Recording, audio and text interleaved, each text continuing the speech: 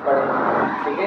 तो ये सब इनको आ रहा है अच्छे से, मेरे को पता है, मैंने इनको पढ़ा है, लेकिन ये इनका रिवीजन भी हो जाएगा और आप लोग भी पढ़े हो, आपका भी रिवीजन होगा। लेकिन अगर कोई नहीं पढ़ा है तो फिर उसके लिए फर्स्ट टाइम में अच्छे से हो जाएगा, ठीक है। सो dy by dx क्या है? Differentiation of y with respect to differentiation of y with respect to x।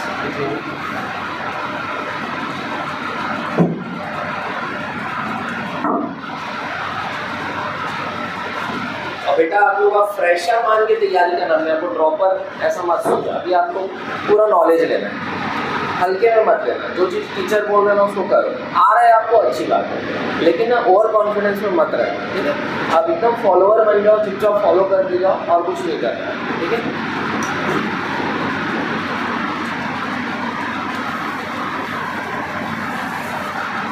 So differentiation of y with respect to x, ये एक मीनिंग है, dy by dx की एक मीनिंग है। बोलो क्लियर? और क्या होता है ये भी देख लेते हैं, dy by dx। So dy by dx का और मतलब होता है वेरी स्मॉल डिफरेंस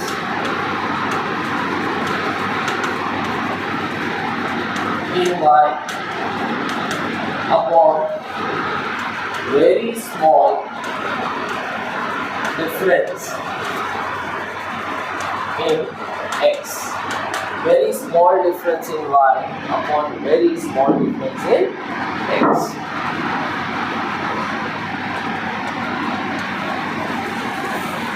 अब थोड़ा सा इसको समझ लो। एक होता है del y by del x, सुने हो आप लोग? ये कैसे फाइंड करोगे? y की फाइनल वैल्यू माइनस y की इनिशियल वैल्यू अपॉन x की फाइनल वैल्यू माइनस, ये होगा ना del y by del x। It is large change और large difference in y upon large difference in x। इसको करने से भी z मिलेगा, और very small difference in y upon very small difference in x, या बोलो differentiation of y with respect to x करने से भी z मिलेगा। z क्या है? एक फिजिकल क्वांटिटी। क्या है? Physical quantity. अरे समझ में? तो del y by del x से भी z मिलेगा और dy बाय dx से भी क्या मिलेगा? Same quantity z।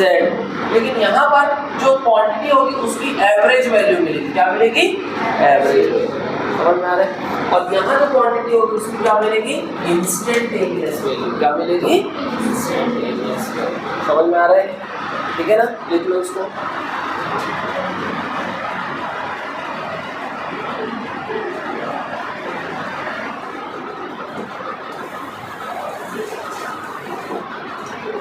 ठीक है,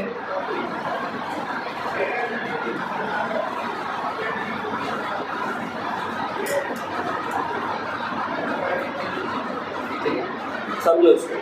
मैं बोलूँगा del v by del t, है ना, इससे रिलेट करना, या final velocity minus initial velocity upon final time minus initial time, इससे भी एक्सेलरेशन मिलेगा।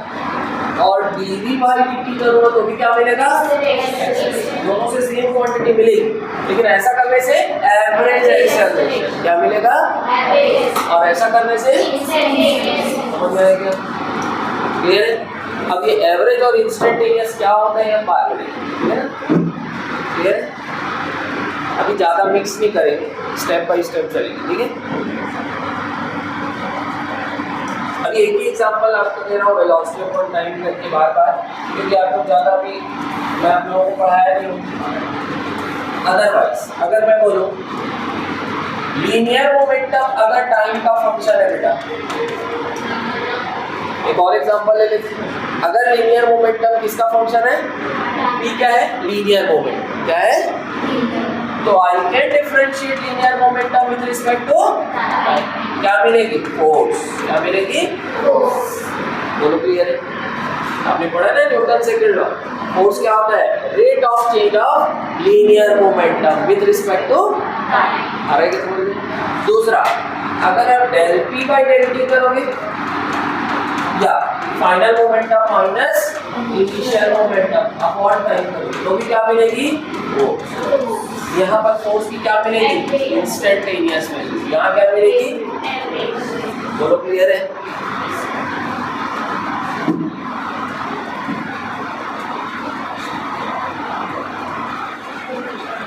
समझ में आ रहा है?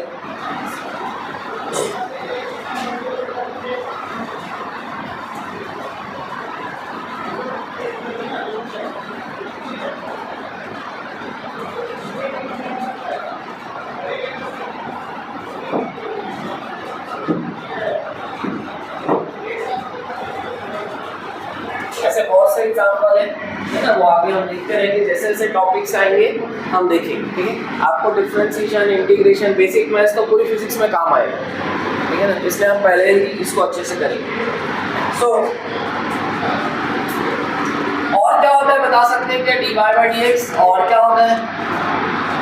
एक मैंने बोला differentiation of y with respect to x, और क्या बताया? Very small difference in y upon, और क्या होता है dy by dx? Good, it is slope of yx graph, it is slope of आ रहा है समझ में? देखिए dy by dx और क्या होता है? Slope of yx graph, slope of yx graph. dy by dx और किसको रिप्रेजेंट करता है? yx ग्राफ के स्लोप को।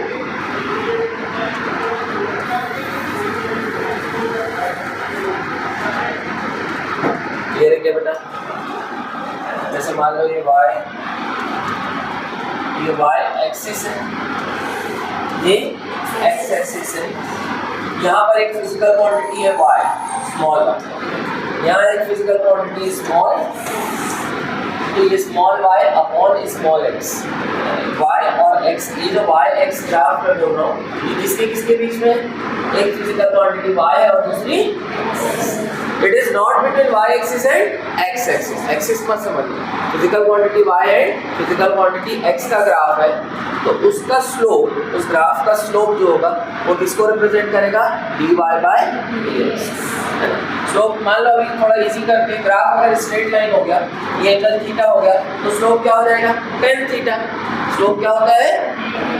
आ रहा है समझ में? सो slope which is equal to tan theta is equal to, it is also equal to dy by, मतलब अगर आपने स्लोप की वैल्यू फाइंड कर ली, मतलब आपने किसकी वैल्यू फाइंड कर ली? dy by dx। समझ में आ रहा है क्या? अगर स्ट्रेट लाइन ग्राफ है तो स्लोप कैसे निकालोगे? अपन ग्राफ आगे पढ़ेंगे, कहीं भी आप x एक्सिस बना दो, देख लो एंगल कितना है, क्योंकि अगर स्ट्रेट लाइन है तो हर जगह एंगल क्या होगा? सेम होगा, x एक्सिस से हर जगह एंगल क्या होगा? सेम होगा, तो कहीं भी आप x एक्सिस बना दो, स्लोप हो जाएगा, जिसको अपन m से भी डिनोट करते हैं, it is tan theta, and slope also equals to dy by dx। समझ में आ रहा है क्या? बना दो इसको।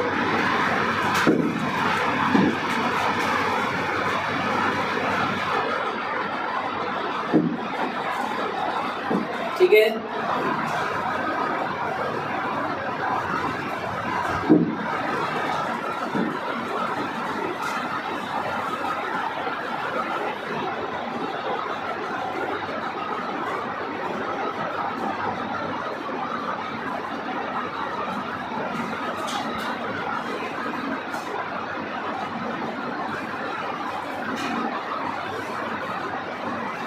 चलो आगे बढ़े।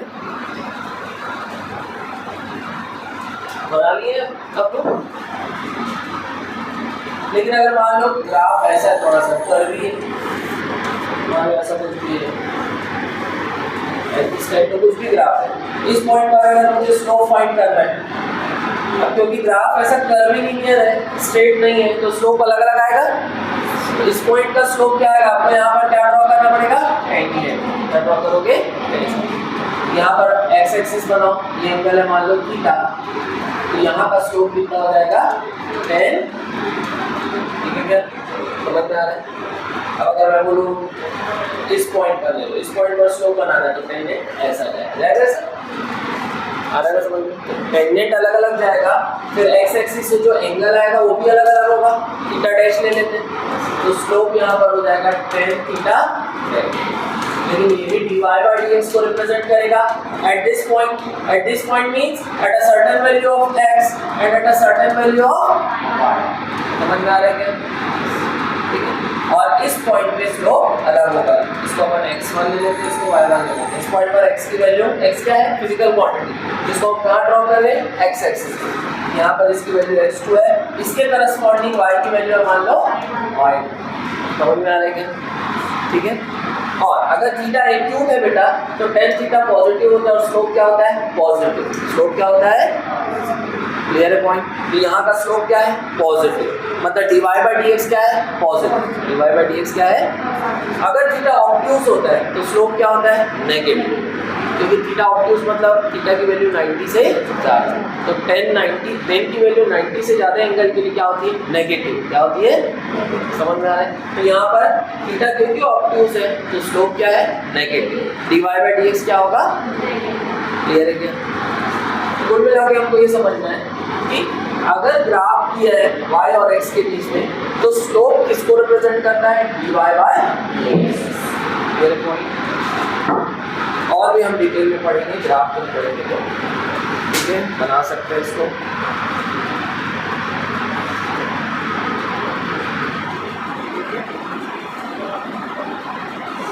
अपने हिसाब से कर्व बना लो, ठीक है। ऐसे ही कर्व जरूरी नहीं, आप अपने हिसाब से बना सकते हो। एक सिंगल कर्व बना लो,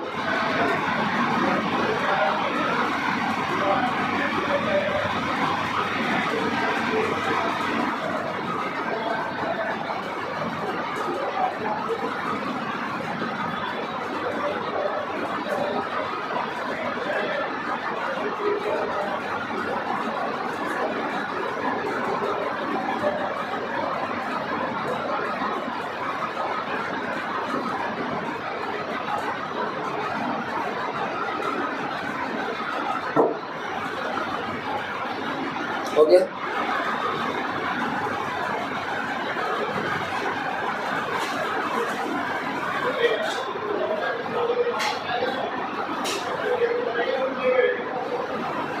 ठीक है,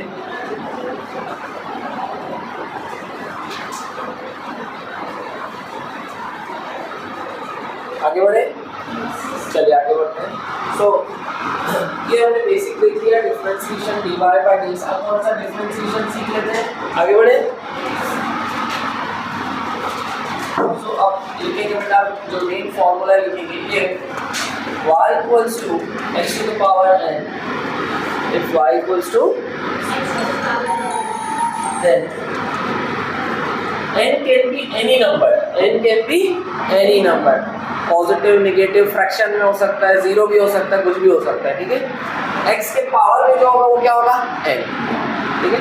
सो y is equal to x to the power n, then अब क्योंकि देखो y x का फंक्शन है, हम क्या कर सकते हैं? dy by dx is equal to, अब क्योंकि देखो नीचे में x है ना, तो ऊपर में y की जगह जो भी x वाला फॉर्म होगा वो लिखना पड़ेगा।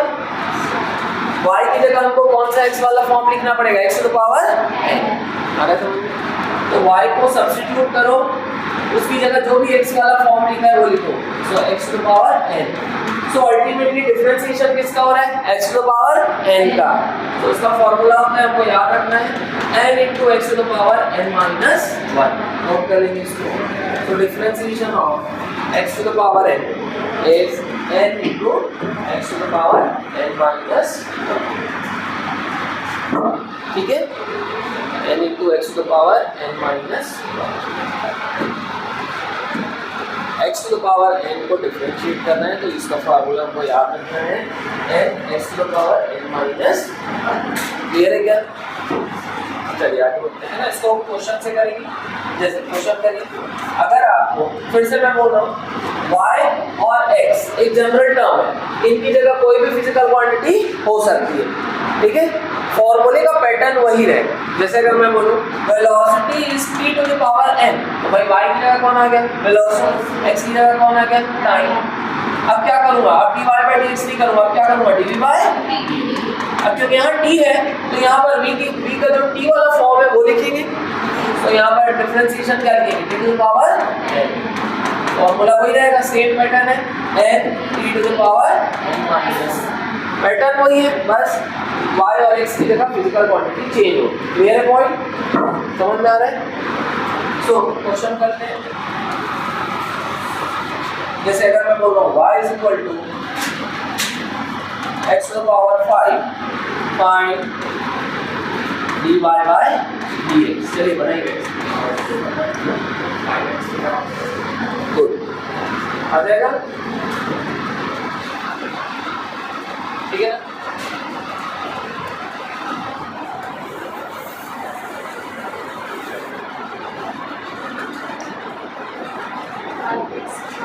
आ जाएगा, गुड। सो अब इसको कंपेयर करो बेटा, y is equal to x to the power n से, y is equal to x to the power 5। n की वैल्यू x के पावर में जो है उसको क्या मानेंगे, n। x के पावर में क्या है 5, तो n की जगह क्या हो गया 5। So differentiation of y with respect to x, या फिर डिफरेंशिएशन ऑफ y की जगह x का जो भी फॉर्म है वो लिखेंगे। x टू पावर n का डिफरेंशिएशन होगा n x to the power n minus 1, that is 5 x to the power 4। Clear है कि सबको, ठीक है। चलिए नेक्स्ट क्वेश्चन करेंगे।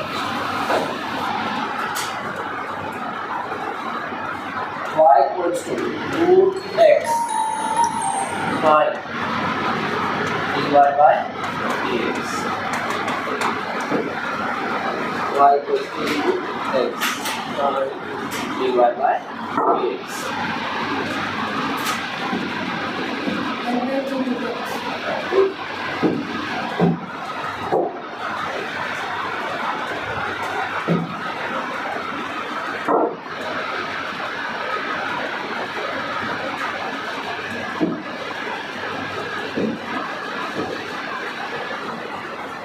क्या रहा है लीना, आ रहे हैं लीना, दो का रहा है, दो बेटा क्या रहा है,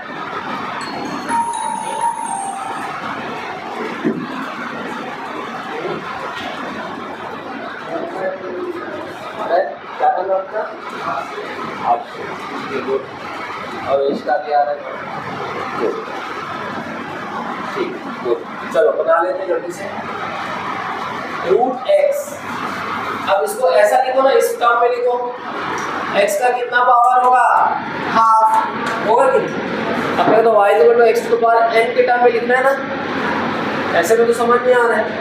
तो अब इसको सॉल्व करते हैं, y equal to x to the power half, n की वैल्यू कितनी, half. So differentiation of y with respect to x, और डिफरेंशिएशन ऑफ y की जगह लिखेंगे x to the power half with respect to x। Formula में याद किया, x to the power n का क्या होगा, n x to the power n minus, कैसा क्या रहेगा बेटा, half x to the power half minus 1 is minus, लिख सकते हैं सर, या फिर क्या लिख सकते हैं, देखो इसको हाफ, अब x to the power minus half है, इसको डिनोमिनेटर में लेके जाऊंगा तो पावर का साइन क्या हो जाएगा, चेंज, उल्टा हो जाएगा, माइनस का प्लस, ये हो जाएगा 1/2 x to the power plus half, या फिर 1/2 और x to the power half को क्या लिख सकते हैं, रूट। Final answer is 1/2। समझ में आ रहा है।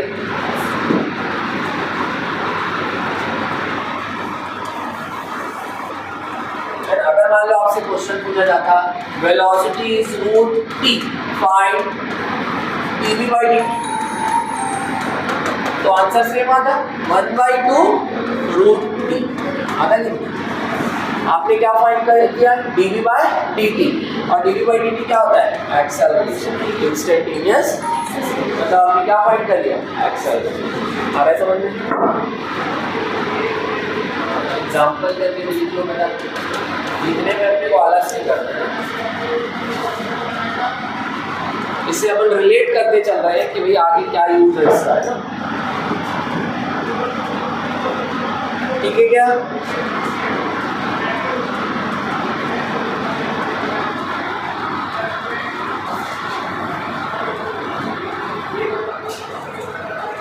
देखो इधर, इससे ये भी कंक्लूजन आ रहा है कि वेलोसिटी टाइम का फंक्शन है, मतलब वेलोसिटी इज नॉट कांस्टेंट, ठीक है। अगर वेलोसिटी कांस्टेंट नहीं होती है तो कौन आता है, एक्सेलरेशन। एक्सेलरेशन तभी एग्जिस्ट करता है whenever there is change in velocity. आ रहा है क्या समझ में, ठीक है क्या? अगर वेलोसिटी कांस्टेंट होगी तो एक्सेलरेशन कितना होगा? 0। कितना होगा? समझ में आ रहा है? तो देखो वेलोसिटी की कुछ वैल्यू है, वेलोसिटी टाइम पे डिपेंड कर रहा है, इट इज नॉट कांस्टेंट, इसलिए एक्सेलरेशन भी आएगा, एक्सेलरेशन की कुछ वैल्यू होगी। बोलो क्लियर है? हाँ, वो बात अलग है कि एक्सेलरेशन भी कांस्टेंट नहीं है, it is also the function of time, वो बात अलग है। ठीक है क्या? समझ में आ रहा है?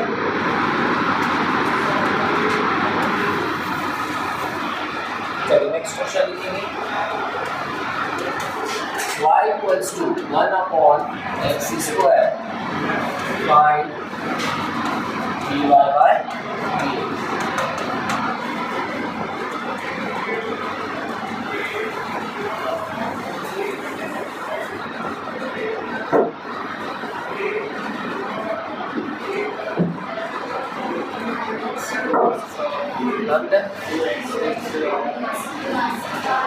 माइनस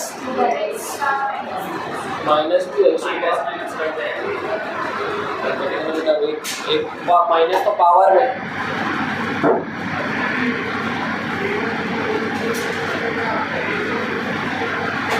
आगे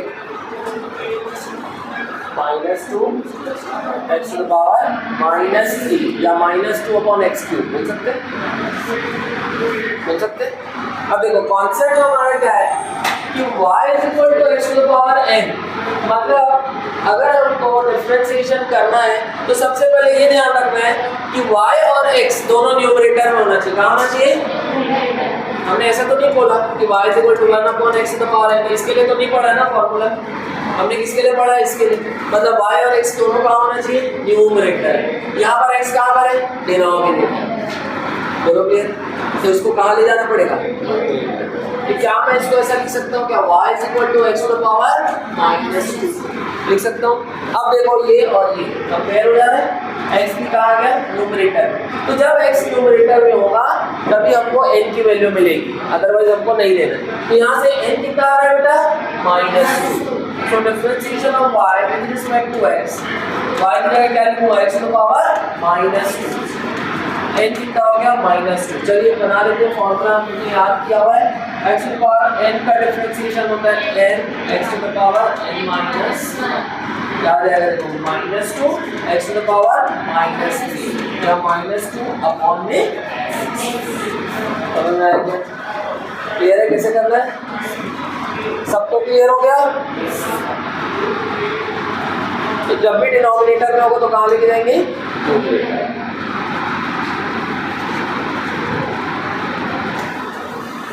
चलिए और क्वेश्चन बना लीजिए। y is equal to 1 by x by dy by dx।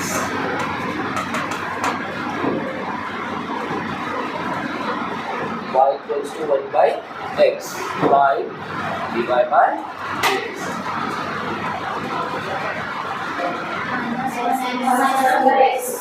-1 by x आएगा? गुड।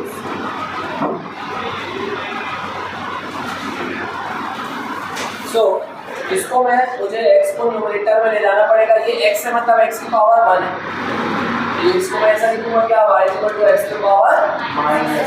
अब n की वैल्यू सही मिल रही है -1। सो डिफरेंशिएशन ऑफ, अब मैं डायरेक्ट लिख रहा हूँ x की power -1 with respect to x, क्योंकि अल्टीमेटली x की पावर -1 का ही डिफरेंशिएशन हो रहा है। n है -1 हो जाएगा n x to the power n minus 1, आ जाएगा -1 x to the power -2 या -1 by x। बोलो क्लियर है?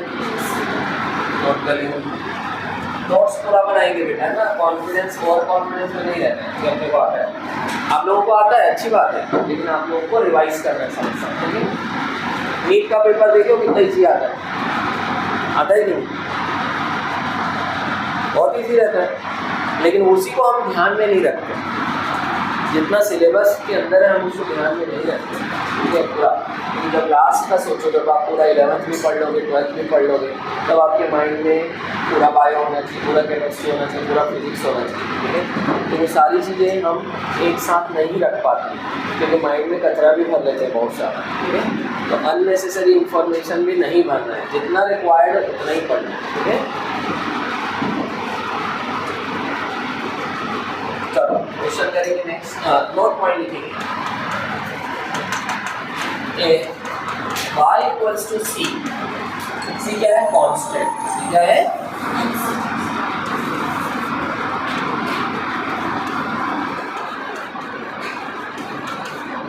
then differentiation of y with respect to x और differentiation of constant with respect to x क्या हो जाएगा? क्या हो जाएगा? कांस्टेंट का डिफरेंशिएशन क्या होता है बेटा? आ रहा है क्या?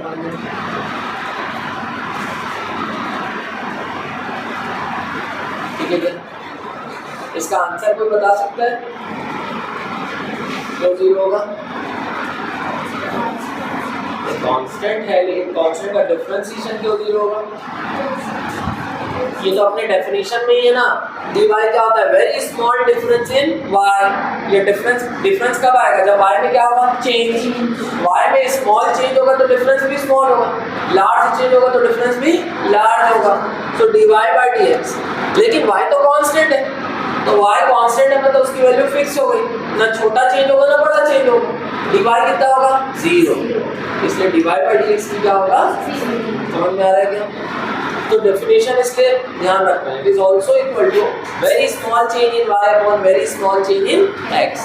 x कुछ भी हो, y की वैल्यू तो फिक्स हो गई ना, कांस्टेंट, y में कोई चेंज नहीं होगा, इसलिए dy by dx कितना होगा? समझ में आ रहा है क्या? इसलिए कांस्टेंट का डिफरेंशिएशन भी 0। वैसे अगर मैं बोलूं velocity of an object is 5 metre per second, find dv by dt कितना होगा बोलो? क्योंकि velocity is not the function of time, it is constant, और कांस्टेंट का डिफरेंशिएशन क्या होता है? 0। समझ में आ रहा है क्या? बोलो क्लियर है? इसका मतलब ये हो गया बेटा, अगर वेलोसिटी कांस्टेंट है तो एक्सेलरेशन क्या होगा? 0। एक्सेलरेशन क्या? क्योंकि dv by dt क्या होता है? एक्सेलरेशन। एक्सेलरेशन क्या होगा? 0। ऑल्सो स्लोप क्या होगा? 0। वेलोसिटी टाइम ग्राफ का स्लोप क्या होगा? 0। क्यों?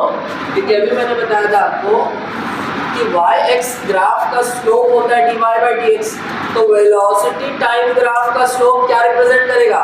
dv by dt। मतलब किसको रिप्रेजेंट करेगा? एक्सेलरेशन को। बोलो क्लियर है क्या? समझ में आ रहा है?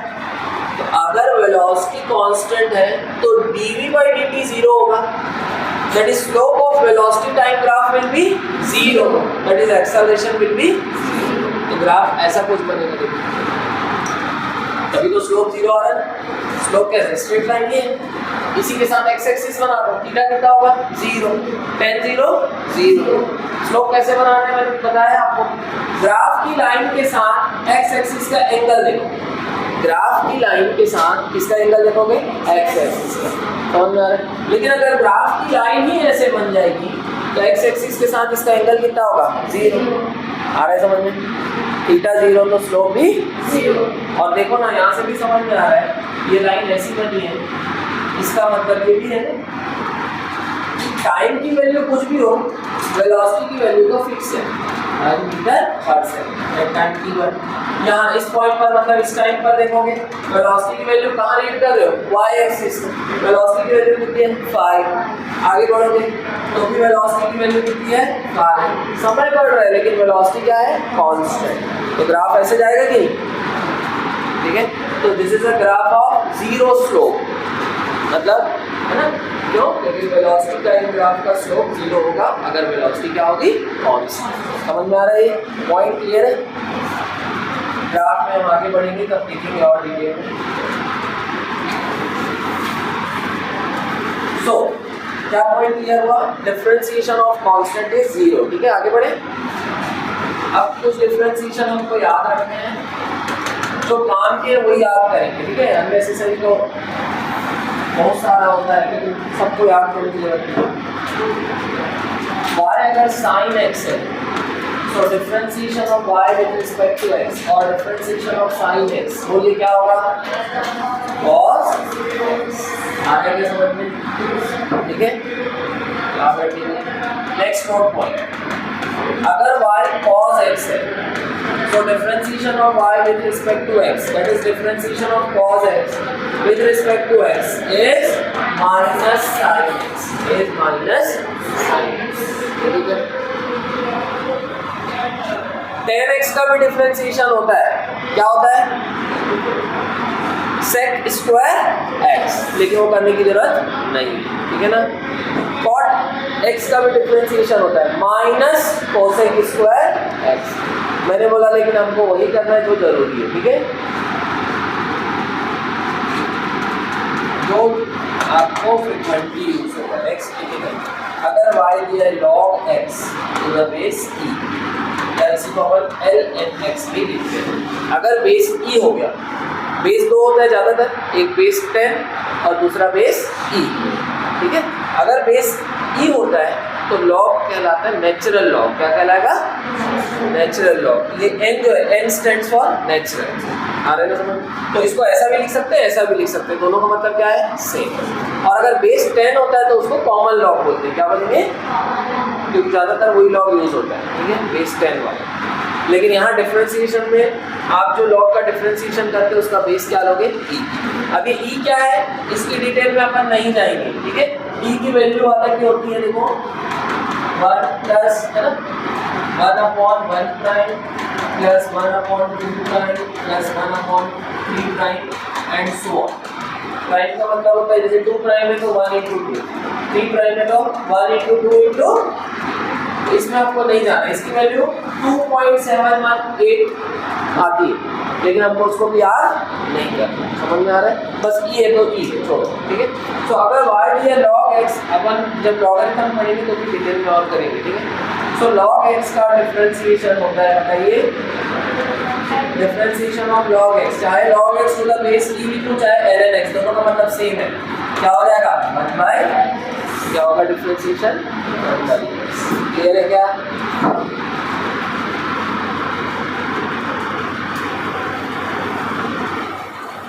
फिर थोड़ा सा हम आगे इसका और भी कुछ मॉडिफिकेशन होगा, उसको हम आगे पढ़ेंगे, ठीक है। जैसे मान लो अगर y = cos 5x आ गया तो उसको कैसे करेंगे, तो वो हम बाद में लिखेंगे, ठीक है।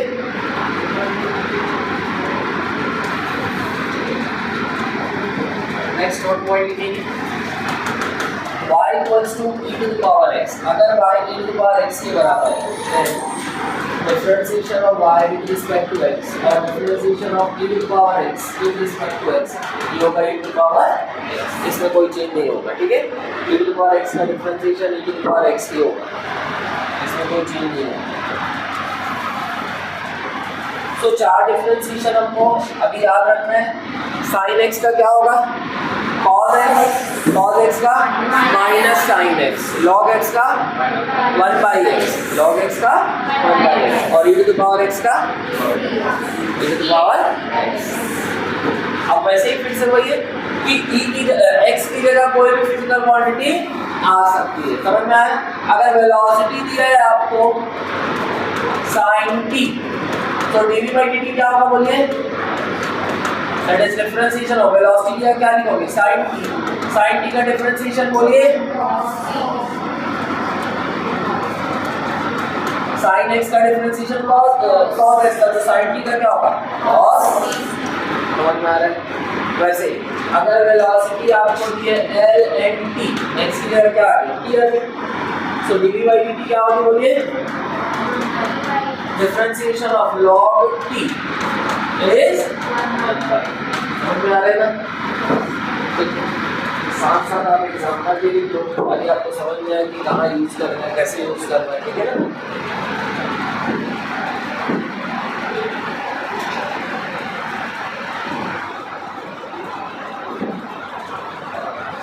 ठीक है, बेसिक से चल रहे बेटा, कोई दिक्कत तो नहीं जा रही है।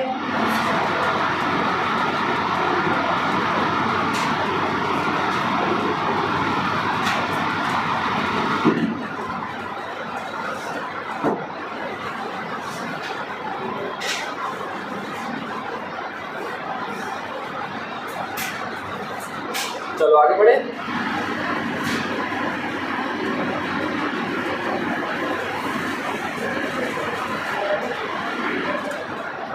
नेक्स्ट नोट पॉइंट लिखेंगे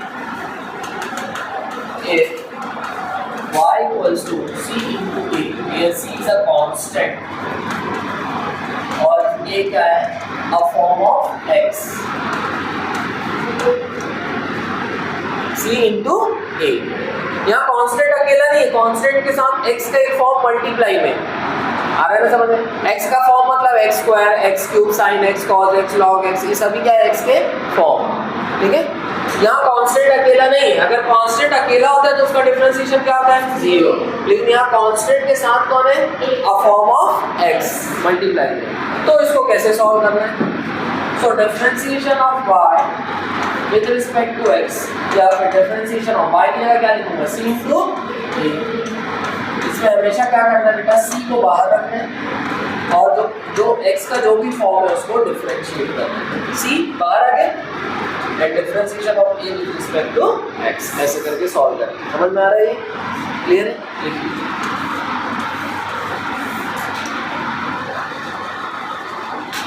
c into a pattern is very important, इसको ध्यान रखना है, ठीक है।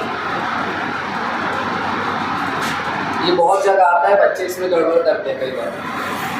c into a, जैसे क्वेश्चन में अगर मैं लिखूं y equals to 5x to the power 4 find dy by dx। अब ध्यान से देखोगे तो 5 is a constant and x to the power 4 is a form of x, so constant multiplied by form of x, ये कौन सा pattern हो गया, c into a, ठीक है। इसको इस तरीके से सॉल्व करेंगे, चलिए बनाएंगे 20x cube, good.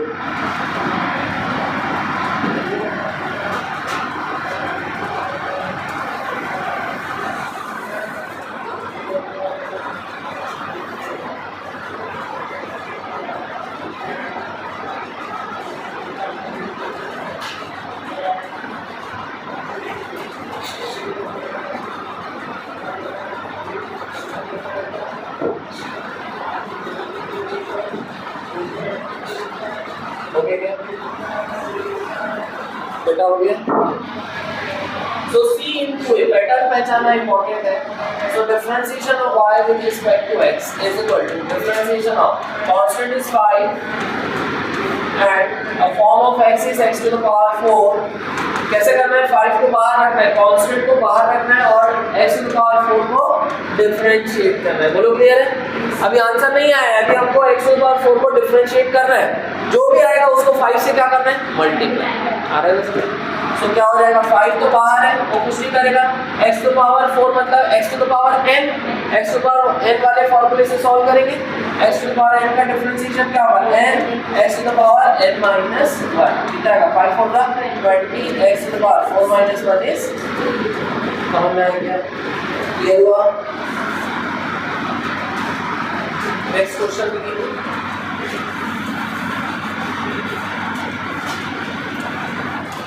y is equal to 2 by x, differentiate y with respect to x।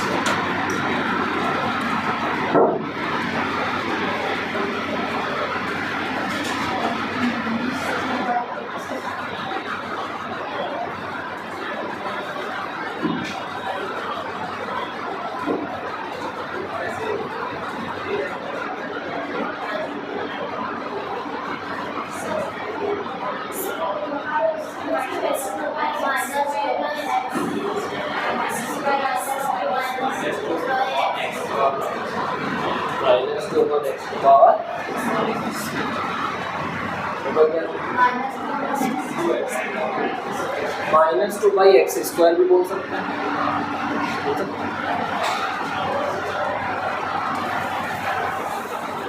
बेटा पैटर्न को पहचाना, ये क्या दिया y is equal to 2 into 1 by x, ऐसा लिख सकते हैं,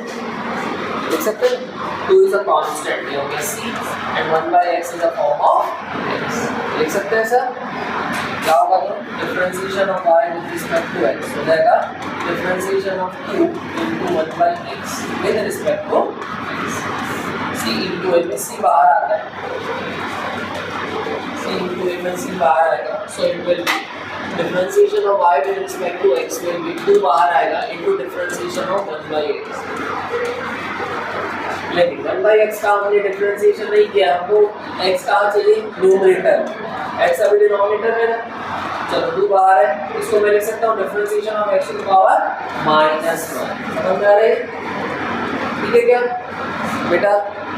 इधर नहीं है बेटा, इसके पहले याद करो हमने 1/x का डिफरेंशिएशन किया था, क्या किया था याद आ रहा है क्या? इसमें और इसमें क्या फर्क है? 2/x और 1/x में क्या फर्क है बोलो? इसमें भी कांस्टेंट है 1, लेकिन इसको बाहर निकालने का कोई मतलब है क्या? नहीं है। इसको मैं 1 × 1/x भी तो लिख सकता था, ये भी c × a ही है, लेकिन इसमें c अगर 1 होगा तो उसको क्या ही बाहर निकालोगे? आ रहा है? यहाँ पर 2/x में क्या हो रहा है? 2 × 1/x में क्यों लिखा? क्योंकि मुझे पैटर्न समझ में आ गया कि ये कौन सा पैटर्न है, c × a। आ रहा है समझ में? तो जब भी c × a वाला पैटर्न होता है तो आपको c को बाहर करना होता है और ये जो x का जो भी फॉर्म है उसको डिफरेंशिएट करना होता है। अब ये वाला डिफरेंशिएशन तो हमने पहले भी किया ना, 1/x का डिफरेंशिएशन के लिए क्या करते हैं? x को कहाँ लेके जाना है? न्यूमरेटर में। इन दोनों में सिर्फ एक ही डिफरेंस आ रहा है कि 2 इसमें बाहर हो रहा है, लेकिन इन दोनों में सिमिलरिटी क्या है कि दोनों में ही 1/x को डिफरेंशिएट करें। किसको डिफरेंशिएट करें? तो सिर्फ 2 को तो बाहर करना है, बाकी 1/x को तो हमने पहले भी डिफरेंशिएट किया है। 1/x को डिफरेंशिएट करके जो भी मिलेगा वो 2 से मल्टीप्लाई हो जाएगा। नहीं है समझ पक्का? तो क्या होगा? 2/x को मैं 2 × 1/x लिख सकता था, 2 × 1/x c × a वाला पैटर्न हो गया। जब भी c × a वाला पैटर्न होता है तो c बाहर आता है और जो भी a होता है उसको डिफरेंशिएट कर रहा है। अभी क्लियर है? लेकिन इसको कैसे डिफरेंशिएट करेंगे? x तो डिनोमिनेटर में, x को कहाँ ले जाना है? न्यूमरेटर। तो मैं इसको लिख सकता हूँ x to the power -1। So dy/dx क्या हो गया? देखो 2 तो बाहर है ही, अब x टू द पावर -1 का डिफरेंशिएशन अपन नॉर्मल जो तरीका सीखा है, फॉर्मूला सीखा है, नॉर्मल फॉर्मूला कौन सा था? x to the power n। x to the power n का डिफरेंशिएशन क्या होता है? n x to the power n। समझ में आ रहा है क्या? इसको ब्रैकेट में इसलिए लिखा हूँ, नहीं लिखूंगा तो ऐसा लगेगा 2 - 1 कर रहे हैं, माइनस कर रहे हैं ऐसा लगेगा, जबकि ये इसके साथ क्या हो रहा है? मल्टीप्लाई। क्या हो रहा है? अभी क्लियर है?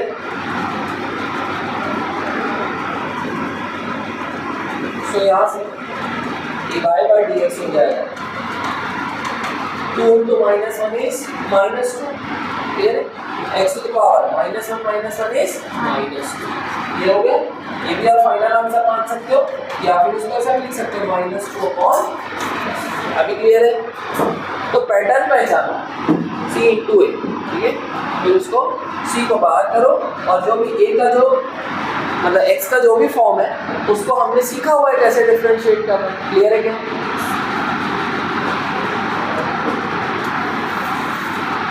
Next question y = 1/dx²। Differentiate y with respect to x।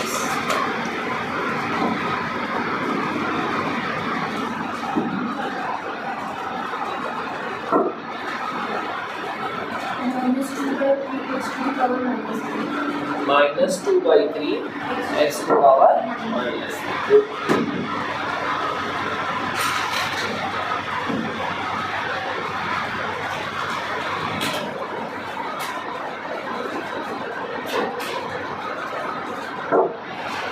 आगे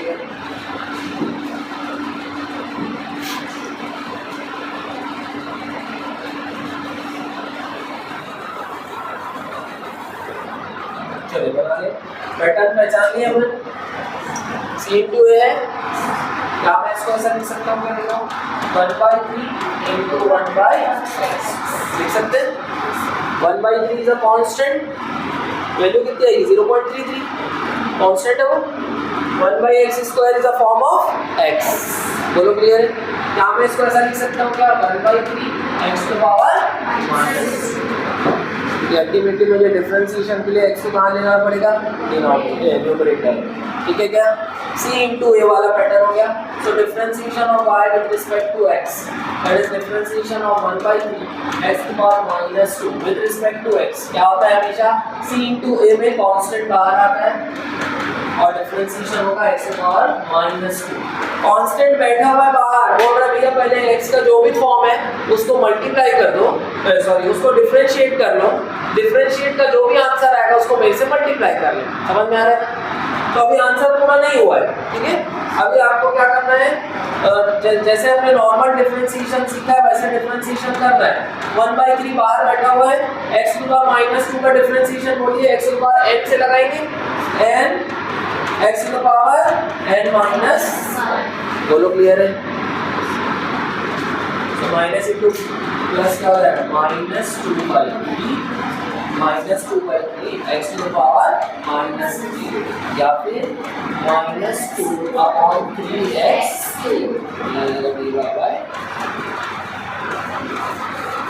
ऐसे आया था सबका।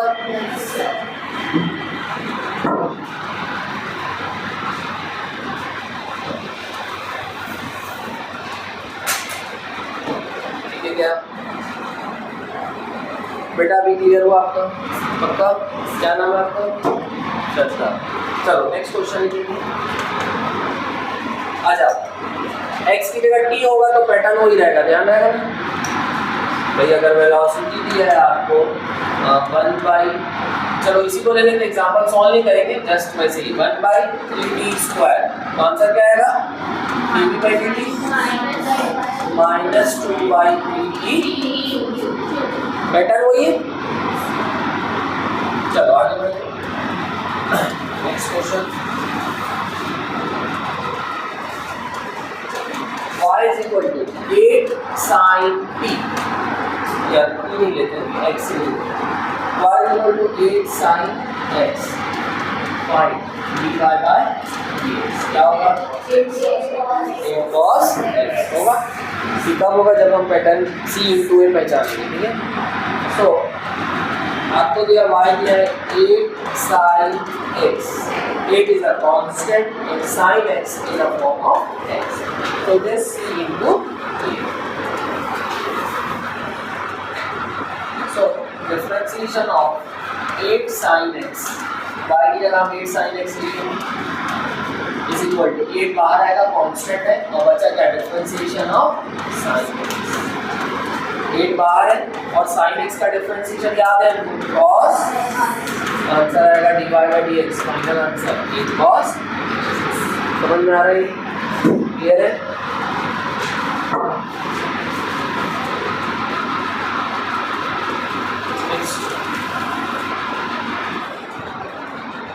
y is equal to cos x by 3 by dy/dx।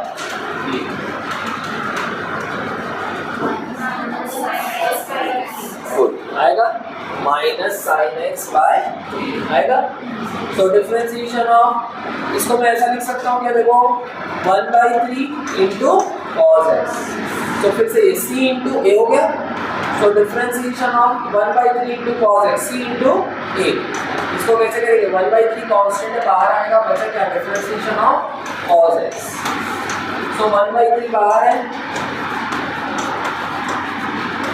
And cos x का डिफरेंशिएशन माइनस साइन, ठीक है।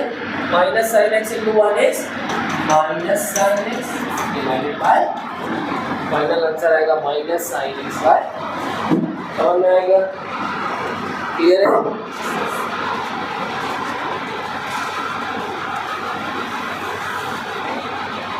अच्छा एक चीज समझना, अगर आपको dy/dx करना है, ठीक है, तो x को छोड़ के ना बाकी सब कांस्टेंट होंगे। बाकी सब क्या होंगे? आ रहा है समझ में? x को छोड़ के जो भी क्वांटिटी होगी उसको क्या मानेंगे?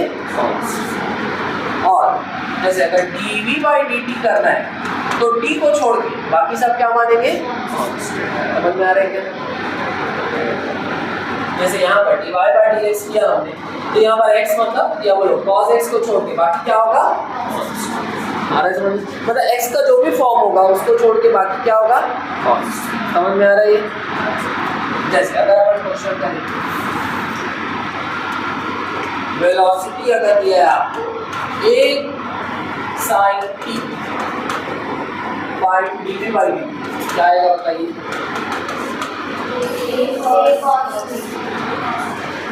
क्योंकि अगर मैं dv बाई dt कर रहा हूँ मतलब वेलोसिटी सिर्फ किस पे डिपेंड कर रहा है? टाइम पे। टाइम चेंज होगी तो वेलोसिटी भी क्या होगी? चेंज। मतलब यहाँ वेरिएबल कौन है? टाइम। उसको छोड़ के बाकी सब क्या होगा? कांस्टेंट। तो यहाँ ए क्या होगा? कांस्टेंट।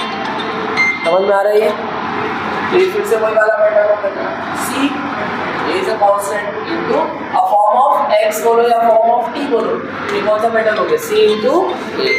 समझ में आ रहा है क्या? क्लियर है? तो हम dv by dt करेंगे, dv by dt करेंगे, वेलोसिटी जो भी टाइम का फंक्शन है, डिफरेंशिएशन होगी कि क्या लिखेंगे? a sin t। तो पैटर्न पहचानना इंपॉर्टेंट है। a इज अ कांस्टेंट, वो बाहर आएगा, बचेगा क्या? Differentiation of sin t। जैसे sin x का डिफरेंशिएशन cos x होता है तो sin t का क्या हो जाएगा? cos t। So dv by dt कितना हो जाएगा? ये तो बाहर है, sin t का डिफरेंशिएशन cos t। तो final answer dv a cos। समझ में आया? ठीक है ना? अगर ऐसा बोलता velocity is a omega sin t, तो आंसर क्या आता? a omega cos t। ये भी कांस्टेंट, ये भी कांस्टेंट, कांस्टेंट इनटू कांस्टेंट भी कांस्टेंट होगा। दो कांस्टेंट को मल्टीप्लाई करोगे तो भी क्या मिलेगा? कांस्टेंट। समझ में आ रहा है? तो इसमें भी क्या करोगे? फिर से dv by dt करने के लिए फिर से ये कौन सा पैटर्न हो गया? ये दोनों c हो गए और ये क्या हो गया? a इनटू a हो गया, c बाहर आएगा, a ओमेगा बाहर आएगा, बचेगा क्या? Differentiation of sin t। a omega बाहर है, sin t का डिफरेंशिएशन क्या होगा? cos। इसका आंसर क्या आएगा? a omega cos। समझ में आया? तो कौन डिसाइड करेगा कि कांस्टेंट कौन है? ये डिसाइड करेगा। इसको देख के समझना कि t वाला जो भी फॉर्म होगा वो कांस्टेंट होगा, सॉरी t वाला जो भी फॉर्म होगा वो वेरिएबल होगा, उसको छोड़ के बाकी सब क्या होगा? कांस्टेंट। क्लियर है?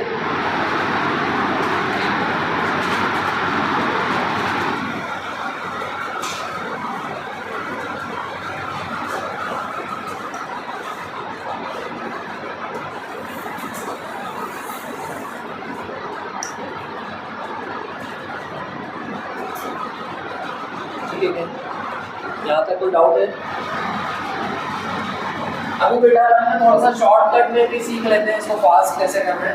आपको इतना फॉर्मूला बनाने की जरूरत नहीं पड़ेगी, ठीक है? शॉर्ट में कर लेंगे। जैसे आपको डिफरेंशिएशन करना है 5x³ का, ठीक है? तो वैसे c इंटू ए है, 5 को बाहर करोगे फिर x³ का करोगे। तो शॉर्ट में कैसे करना है? देखो, हमेशा क्या करोगे? x के पावर में जो भी है और सामने जो भी, दोनों नंबर को मल्टीप्लाई करो। पावर में कौन है? 3, सामने कौन है? 5। 5 3 जा, फिर x लिखोगे। ओरिजिनल पावर जो भी होगा उससे एक कम कर दो, 3 - 1 is 2। आंसर कितना आ गया? 15x²। समझ में आया क्या? क्लियर? इससे आप कोई भी क्वेश्चन जल्दी से बना सकते हैं। हाँ, लेकिन ऐसा वाला जैसे 5 sin x, इसके लिए तो वो इसीलिए तो ऐसे ही सॉल्व करना पड़ेगा। इसमें शॉर्ट ट्रिक काम आएगी क्या? नहीं। हमारे समझ में? तो इसलिए दोनों को हमको सीखना जरूरी है। जैसे मैं बोलूँगा कोई भी बोल दो y = 7x to the power 5, कितना होगा बोलो? x के सामने 7, x के पावर में 5, 7 5 का 35, फिर x लिखेंगे, ओरिजिनल पावर में से एक कम कर दो। समझ में आया?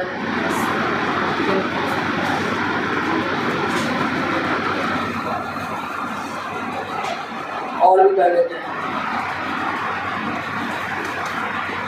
y = √x, चलो इसको भी वैसे ही सॉल्व करेंगे। y = √x, ये था भी सॉल्व, वैसे ही सॉल्व करेंगे। y क्या लिख सकता हूँ? x का पावर हाफ। डायरेक्ट आंसर लिखेंगे, ठीक है? देखो x के सामने कुछ भी नहीं है मतलब 1, 0 नहीं होगा, 0 होता तो पूरा ही 0 हो जाता, कुछ नहीं मतलब 1। x के पावर में हाफ, सामने 1, 1 × हाफ मींस हाफ, फिर x लिखेंगे, ओरिजिनल से एक कम कर दोगे, half - 1 is minus, half - 1 is minus. समझ में आया? फास्ट सॉल्व कर सकते हैं सर।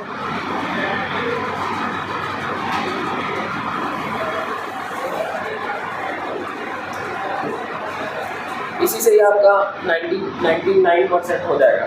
डिफरेंशिएशन में ऐसे ही तो आता है नहीं, अपना शॉर्ट ट्रिक से ही फटफट हो जाएगा। ठीक है, अब आप डिफरेंशिएशन जैसे हम कंप्लीट करेंगे आपको, है ना, अब वो चीज़ अच्छे से आना चाहिए। ठीक है ना बेटा, उसको घर जाके रिवाइज करोगे। ठीक है, उसका क्वेश्चन अलग से नहीं होगा जो क्लास में हो रहा है वही, क्योंकि आगे तो हमको लगातार यूज़ करना ही है। ठीक है ना, तो हर सेक्टर में उसका एप्लीकेशन, तो उसका प्रैक्टिस के लिए देने का मतलब नहीं है। आपको समझ में आ जा रहा है, उसको अपन अप्लाई करेंगे, पहले ही चैप्टर से आपका एप्लीकेशन चालू हो जाता है, काइनेमेटिक्स से ही चालू हो जाएगा। ठीक है ना, तो आपको इतना डिफरेंशिएशन आ जाएगा, आपको फिर और करने की जरूरत नहीं है। ठीक है, तो ये आपको ध्यान में रखना है ना। और वहाँ आगे चैप्टर्स में फिर आपको इतना स्टेप बाय स्टेप नहीं बताया जाएगा, इसका ये होगा, इसका ये होगा, x to power n, ऐसा नहीं, फिर फास्ट इसका डिफरेंशिएशन ये आपको पता होगा। और मैंने शॉर्ट ट्रिक भी बता दिए। नेक्स्ट नोट पॉइंट लिखिए,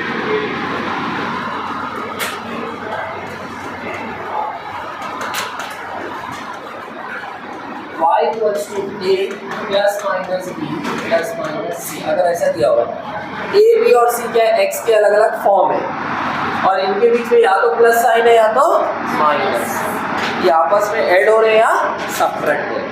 ठीक है, ये 3 भी हो सकता है, 4 भी हो सकता है, 2 भी हो सकता है, लेकिन मैं स्टैंडर्ड 3 लिखा हूँ। ठीक है, तो अगर ऐसा कुछ दिया हो जिसमें प्लस और माइनस का साइन होता है, तो हर एक फॉर्म को इंडिविजुअली डिफरेंशिएट करोगे, हर एक फॉर्म को इंडिविजुअली डिफरेंशिएट करोगे। बोलो क्लियर है? तो अल्टीमेटली ये भी x का फॉर्म है, ये भी x का फॉर्म है, ये भी x का फॉर्म है, मतलब y किस पे डिपेंड कर रहा है, x पे। We can differentiate y with respect to x, that is differentiation of y की जगह क्या लिखेंगे, a plus minus b plus minus c. Plus और माइनस क्यों लिखिए बेटा, होगा तो कोई एक ही, या तो प्लस होगा या तो माइनस, इसलिए दोनों लिख दिए। तो ब्रैकेट ओपन होगा, हर एक फॉर्म का इंडिविजुअल डिफरेंशिएशन होगा। Differentiation of a with respect to x, plus होगा तो प्लस, माइनस तो minus. Differentiation of b with respect to x, plus तो प्लस, माइनस तो minus. Differentiation of c with respect to x, हर एक form को individually differentiate करें। Clear है पॉइंट? लिख लीजिए।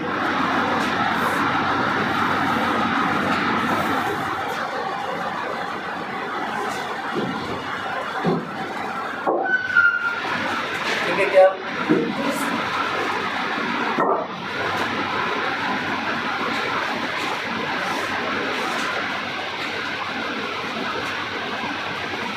ठीक है, आगे बढ़े।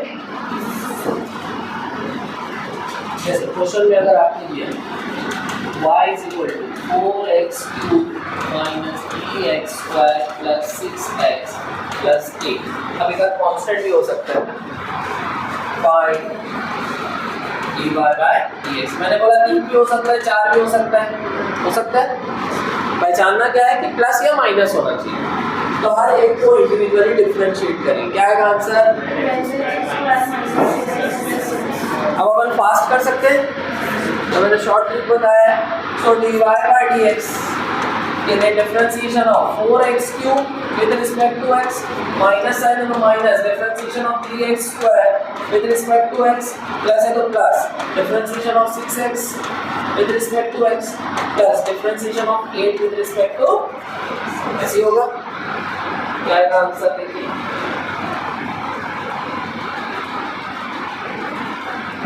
so dy by dx, चलिए 4x के सामने 4 पावर में 3, 4 3 जा, फिर x लिखेंगे, original power 3, 3 minus 1 is 2, minus है तो माइनस, 3 2 जा 6, x लिखेंगे, ओरिजिनल पावर 2 है, 2 minus 1 is 1, प्लस 6x मतलब 6x की पावर 1, 6 1 जा 6, x लिखेंगे, ओरिजिनल पावर 1 है, 1 minus 1 is 0, plus differentiation of constant, constant अगर अकेला है तो डिफरेंशिएशन समझ में आ रहा है? हाँ बेटा, इसका बेटा 6x लिखा हूं मैं, आप इसको दो तरीके से सॉल्व कर सकते हैं। ये पूरा अपन ने शॉर्ट तरीका सीखा, उससे मैं बताया उसे कर, अब मैं c into a नहीं कर रहा। 4 3 जा 12, x के सामने जो नंबर है और पावर में जो नंबर है दोनों मल्टीप्लाई होंगे, 4 3 जा 12, फिर x लिखना है और ओरिजिनल पावर जो भी दिया क्वेश्चन में उससे एक कम कर दो, 3 - 1 = 2। समझ में आया? यहाँ माइनस साइन है तो माइनस के, अब इसका डिफरेंशिएशन 3x² का, ये 2 × 6, x लिखेंगे, 2 से 8 कम कर दो तो 1 प्लस प्लस है तो प्लस 6x है मतलब 6x की पावर 1, 6 × 1 = 6, x लिखेंगे, ओरिजिनल पावर से 1 कम कर दो, 1 - 1 = 0 प्लस यहाँ सिर्फ कांस्टेंट है, कांस्टेंट का डिफरेंशिएशन 0। सो फाइनल आंसर अपन लिख लेते हैं, dy/dx आएगा 12x² - 6x की पावर 1 मतलब 6x प्लस x की पावर 0 मतलब 1, 6 × 1 = 6। ये फाइनल आंसर है। क्लियर है सबको?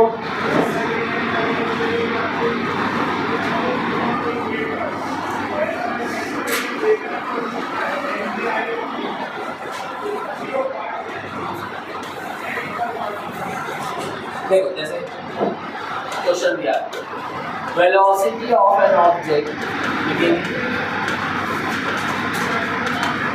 is v1x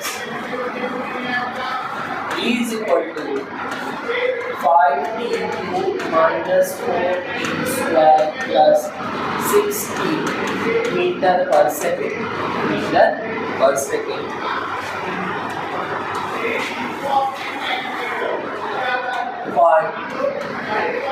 Its acceleration at t is equal to 1 second. Find its acceleration at t is equal to 1 second। चलिए बनाएंगे, थोड़ा दिमाग लगाएंगे, बता दो कि मैंने काफी कुछ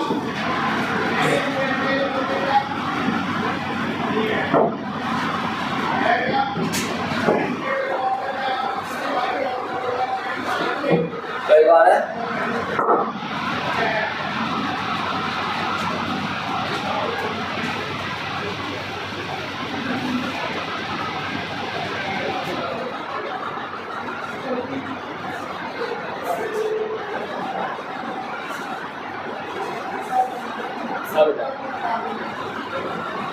बना रहे 13 आ रहा है,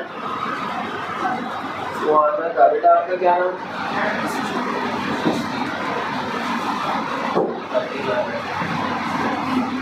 13 आ रहा है।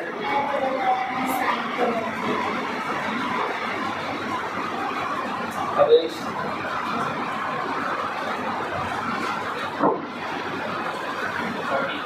13 आ रहा है।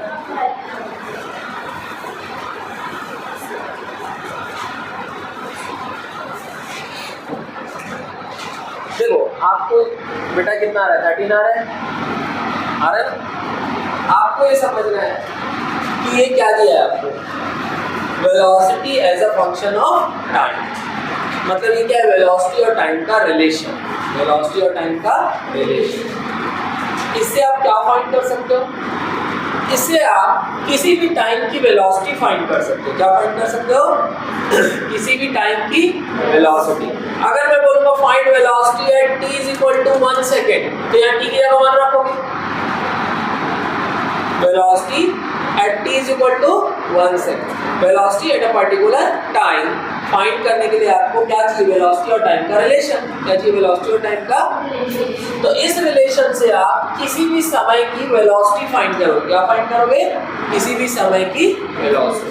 मैं बोलूँगा velocity at t is equal to 1 second, तो t की जगह क्या रखोगे? 1। Velocity at t is equal to 0, तो यहाँ t की जगह क्या रखोगे? 0। समझ में आ रहा है? लेकिन यहाँ इस रिलेशन से आप किसी भी टाइम का एक्सेलरेशन फाइंड नहीं कर सकते। उसके लिए आपको क्या चाहिए? एक्सेलरेशन और टाइम का रिलेशन। क्या चाहिए आपको? आ रहा है क्या समझ में? क्या चाहिए आपको? एक्सेलरेशन और, लेकिन आपके पास क्या है? वेलोसिटी और टाइम का रिलेशन। आपको पता है कि अगर वेलोसिटी टाइम का फंक्शन है तो हम वेलोसिटी को डिफरेंशिएट करेंगे विद रिस्पेक्ट टू टाइम, तो क्या मिल जाएगा? एक्सेलरेशन। हमको मिल जाएगा एक्सेलरेशन और टाइम का रिलेशन। समझ में आ रहा है? Clear point? तो चलिए डिफरेंशिएट करते हैं वेलोसिटी को। डिफरेंशिएट वेलोसिटी ये पूरा दिया है, a plus minus b plus minus c वाला है। इंडिविजुअली सब डिफरेंशिएट हो गए। 5t³ माइनस है तो minus, differentiation of 4t² plus है तो प्लस, डिफरेंशिएशन ऑफ 6t समझ में आएगा यहाँ तक? क्लियर है सबको? सो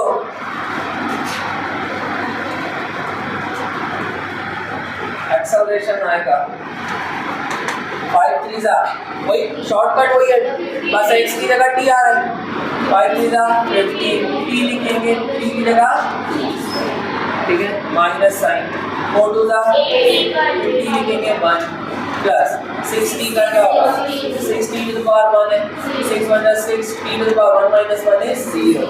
एक्सेलरेशन फाइनल आ गया 15t स्क्वायर माइनस 8 प्लस 6। ये मुझे मिला एक्सेलरेशन टाइम रिलेशन। क्या मिला? Acceleration time. अब इस रिलेशन की मदद से किसी भी टाइम का एक्सेलरेशन फाइंड करेंगे। क्या फाइंड करेंगे? किसी भी टाइम का एक्सेलरेशन। और हमेशा ध्यान रखना बेटा, एक पर्टिकुलर टाइम की वैल्यू इंस्टेंटेनियस वैल्यू होती है। क्या होती है? आ रहा है समझ में? और एक टाइम इंटरवल की वैल्यू, मैं बोलता अगर find acceleration between 2 to 4 second, time interval है, टाइम इंटरवल की वैल्यू एवरेज वैल्यू होती है। क्या होती है? आ रहा है क्या समझ में? आपसे एक पर्टिकुलर, जैसे आप मान लो यहाँ से जयस्तंभ चौक जा रहे हो, ठीक है, और आपने यहाँ से जाने में टाइम लगाया 10 मिनट। कितना लगाया? तो मैं बोलूँगा 10 मिनट का एक्सेलरेशन बताओ। 10 मिनट का क्या बताओ? 10 मिनट के इंटरवल का एक्सेलरेशन बताओ, ठीक है। अब आप गाड़ी चला रहे हो तो कभी एक्सेलरेटर ज़्यादा दबा दोगे तो एक्सेलरेशन ज़्यादा हो जाएगा, कभी ब्रेक लगाओगे तो कम हो जाएगा, कभी सिग्नल में तो एक्सेलरेशन 0 भी हो जाएगा। तो एक्सेलरेशन लगातार क्या हो रहा है? चेंज। तो मैं बोलूँगा भाई एक्सेलरेशन की वो एक एक्सेलरेशन की आप एक वैल्यू बताओ, एक्सेलरेशन को की कोई एक वैल्यू बताओ जिस वैल्यू को मैं मान के चलूँगा कि आप उसी वैल्यू से चल रहे थे, तो वो वैल्यू एवरेज वैल्यू होती है। क्या होती है? तो अगर मैं बोलूँगा आपका एक्सेलरेशन जो है 10 मीटर पर सेकेंड स्क्वायर का है, कितना है? तो मैं ये एज्यूम करूँगा कि आप लगातार 10 मीटर पर सेकेंड स्क्वायर से चले जा रहे थे पूरे 10 मिनट के लिए। आपको यहाँ से वहाँ जाने में कितना टाइम लगा? 10 मिनट। तो आपका 10 मिनट का एक कांस्टेंट एक्सेलरेशन मैं मानूंगा, वो कितना है? 10 मीटर पर सेकेंड स्क्वायर। लेकिन एक्चुअल में होता क्या है सर? ऐसा होता है क्या कि आप 10 मीटर पर सेकेंड स्क्वायर से ही चलोगे? नहीं होगा ना, तो लगातार आपका एक्सेलरेशन क्या होगा? चेंज।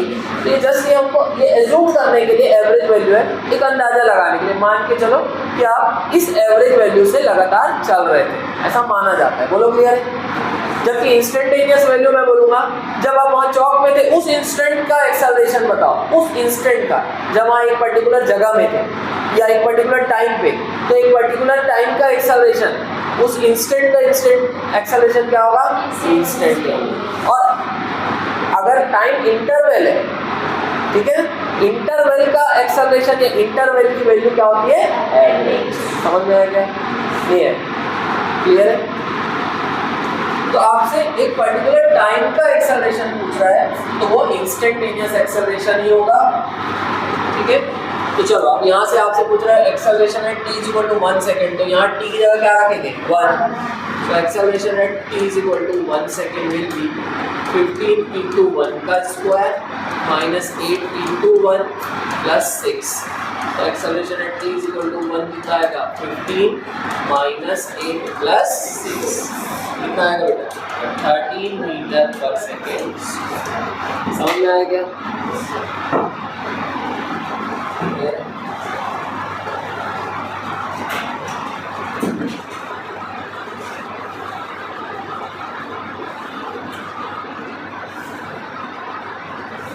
और अगर मैं इसी क्वेश्चन को मॉडिफाई कर दूँ, थोड़ा सा डिफरेंशिएशन से हट जाते हैं, थोड़ा सा मॉडिफिकेशन करते हैं, ठीक है। अगर चलो क्वेश्चन लिख लो। इन द अबाउट क्वेश्चन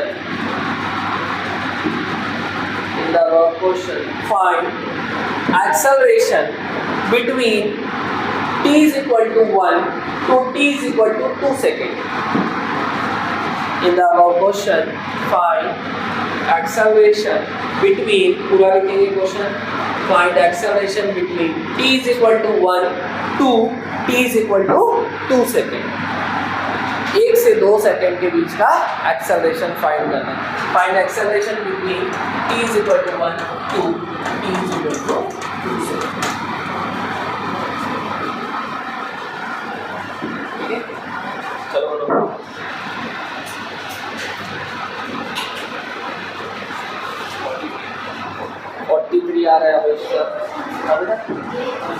मतलब इसी क्वेश्चन से डेटा उठाना है। अब ये वाला पार्ट तो बदल गया ना, ये वाला पार्ट तो बदल रहा है।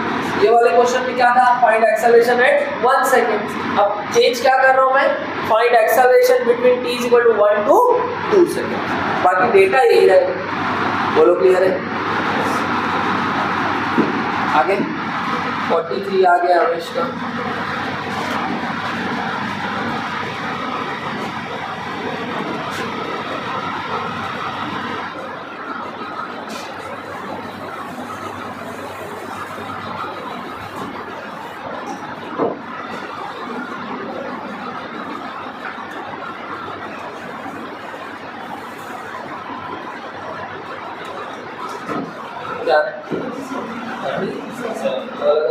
कैसे आ रहे 43 and 37।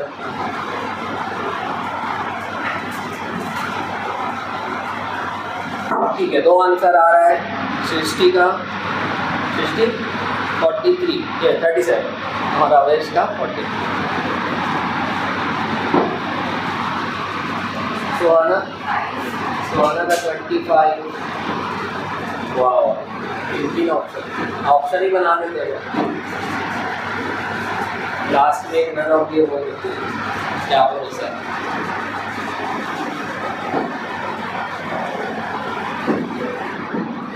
अच्छा बेटा, पिछला क्वेश्चन समझ में आ गया पक्का है ना?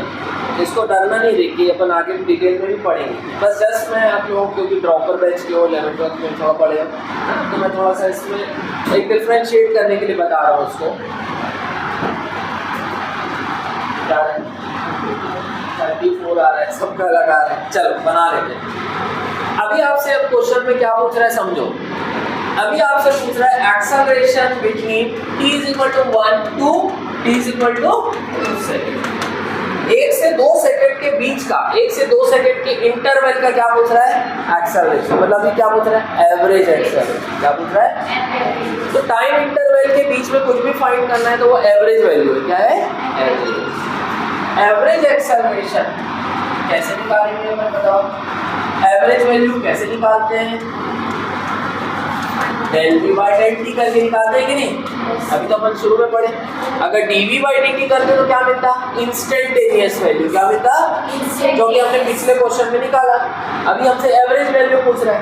एवरेज एक्सेलरेशन क्या होगा, final velocity minus initial velocity upon final time minus. बोलो क्लियर है क्या? अब टाइम इंटरवल कहां से कहां तक का है, 1 से 2 सेकंड का। मतलब इनिशियल टाइम है 1 सेकंड का और फाइनल टाइम 2 सेकंड का। आप ऑब्जेक्ट के मोशन को 1 से 2 सेकंड के बीच ऑब्जर्व करें तो इनिशियल टाइम 1 सेकंड का और फाइनल टाइम 2 सेकंड का। तो इनिशियल वेलोसिटी कौन से टाइम की होगी, 1 सेकंड की। जब टाइम 1 सेकंड हो रहा होगा उस समय की वेलोसिटी क्या होगी, इनिशियल वेलोसिटी। क्या होगी? और फाइनल वेलोसिटी कौन से टाइम की होगी, एट t = 2 सेकंड। समझ में आ रहा है क्या? इनिशियल क्या होता है, शुरुआत, फाइनल क्या होता है, लास्ट। अब शुरुआत और लास्ट कौन डिसाइड करेगा, टाइम। शुरुआत की velocity initial velocity, initial time की velocity initial velocity, final time की वेलोसिटी फाइनल वेलोसिटी। आ रहा है समझ? तो अगर आपको वेलोसिटी निकालना है एट अ पर्टिकुलर टाइम तो अब आपको डिफरेंशिएशन करने की जरूरत नहीं, आपको तो ऑलरेडी वेलोसिटी और टाइम का क्या दिया है, रिलेशन। आ रहा है क्या समझ में? हाँ बेटा 42 है? हाँ समझ में आया क्या? नहीं है? फिर से, अगर मुझे फाइनल टाइम की वेलोसिटी पता चल जाए और इनिशियल टाइम की वेलोसिटी पता चल जाए तो मैं क्या लगाऊंगा, एवरेज एक्सेलरेशन निकालना है, final velocity minus initial velocity upon time interval, यही होगा। अब फाइनल टाइम की वेलोसिटी कैसे पता चला, आपको देखना है इंटरवल कहां से कहां तक का है। इंटरवल 1 से 2 सेकंड तक है तो इनिशियल टाइम क्या होगा, 1 सेकंड। तो इनिशियल टाइम की वेलोसिटी क्या होगी, वेलोसिटी एट t = 1 सेकंड। समझ में आ रहा है? फाइनल टाइम है 2 सेकंड का तो फाइनल टाइम की वेलोसिटी क्या होगी, वेलोसिटी एट t = 2 सेकंड। और किसी भी टाइम की वेलोसिटी निकालना है तो आपको क्या चाहिए, वेलोसिटी टाइम रिलेशन। क्या चाहिए, जो कि ऑलरेडी दिया हुआ है। मैंने बोला था ना लास्ट क्वेश्चन में भी कि इस रिलेशन से आप किसी भी टाइम की वेलोसिटी फाइंड कर सकते हैं, लेकिन अगर किसी भी टाइम का एक्सेलरेशन फाइंड करना है तो आपको एक्सेलरेशन टाइम रिलेशन चाहिए। वो कैसे मिलेगा? By differentiating velocity with time. समझ में आया क्या? क्लियर है? तो यहाँ टाइम की वैल्यू पुट करो, टाइम की उस वैल्यू की वेलोसिटी मिल जाएगी। आ रहा है क्या समझ में? तो इनिशियल वेलोसिटी का मतलब है velocity at t equal to 1 second. तो यहाँ t की जगह क्या रखेंगे? 1। क्या हो जाएगा? 5 इंटू 1 का क्यूब माइनस 4 इंटू 1 का square plus 6 into 1। So initial velocity that is velocity at t equal to 1 कितना आएगा? 5 माइनस 4 प्लस 6। बोलो क्लियर है? कितना आएगा? 7 मीटर पर सेकंड। तो जब टाइम 1 सेकंड हो रहा था उस समय की वेलोसिटी क्या है? 7 मीटर पर सेकंड। इसी को हम बोलेंगे इनिशियल वेलोसिटी। इसी को क्या बोलेंगे? Initial velocity. समझ में आ रहा है क्या? अलग अलग क्वेश्चन में इनिशियल और फाइनल अलग अलग हो सकता है, वो डिपेंड करेगा कि टाइम इंटरवल कहाँ से कहाँ तक का है। क्लियर है? Next, velocity at t is equal to 2 second, क्योंकि फाइनल टाइम 2 सेकेंड है, so it will be final velocity. Clear हो रहा है? तो यहाँ पर वेलोसिटी टाइम का रिलेशन यूज करेंगे, यहाँ t की जगह 2 रखेंगे। 5 इंटू 2 का क्यूब माइनस 4 इंटू 2 का स्क्वायर प्लस 6 इंटू 2। बोलो क्लियर है क्या? इससे क्या मिल रही है? Final velocity. Final velocity velocity t से कितना? 2 to the 4 to the 8 5 का 40 माइनस 2 to the 4 का 16 प्लस 6 to the 12। बोलो क्लियर है क्या? कितना आ रहा है? 40 माइनस 16 कितना आएगा? 24 आएगा। 24 प्लस 12 कितना आएगा? 36। सो कितना आएगा? 36 मीटर पर सेकंड। बोलो क्लियर है क्या? सो this is final velocity, this is initial velocity. अभी क्लियर है आपको? एवरेज एक्सेलरेशन क्या होगा बेटा? Final velocity minus initial velocity. Final velocity that is 36 minus initial velocity 7। Time interval कैसे निकालोगे? हमेशा ध्यान रखो, final time minus initial time, इससे कभी कंफ्यूजन नहीं होगा। बोलो क्लियर है? Final time minus initial time. बोलो 36 माइनस 7 कितना? 36 माइनस 7 कितना? 29। 29 बाय 1। यहाँ से एवरेज एक्सेलरेशन कितना आ गया? 29 मीटर पर सेकेंड। समझ में आया क्या कैसे निकालते हैं एवरेज वैल्यू? ये किसी का नहीं आ रही है, सबका आया लेकिन अलग अलग आया। ठीक है, कोई बात नहीं। समझ में आया? तो इस तरह से यहाँ से हमने डिफरेंशिएट भी कर दिया del v by del t और d v by d t. D v by d t का यूज करेंगे जब आपको एक पर्टिकुलर टाइम पे वैल्यू निकालना हो, इंस्टेंटेनियस वैल्यू। और del v by del t या del y by del x कब करते हैं? जब आपको एवरेज वैल्यू निकालना है। समझ में आया? आगे बढ़े।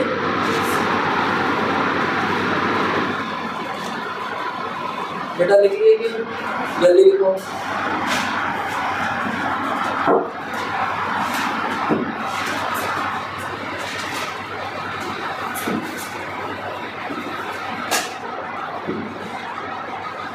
बेटा एक कॉमन प्रॉब्लम जो होती है मैं बता दे रहा हूँ ना, क्योंकि ऐसा नहीं अभी से पढ़ा रहा हूँ, मैं 12 साल में पढ़ा रहा हूँ, लेकिन इसलिए प्रॉपर के साथ कॉमन प्रॉब्लम नहीं होती कि ना वो 11th में कुछ ना कुछ पढ़ा होता है।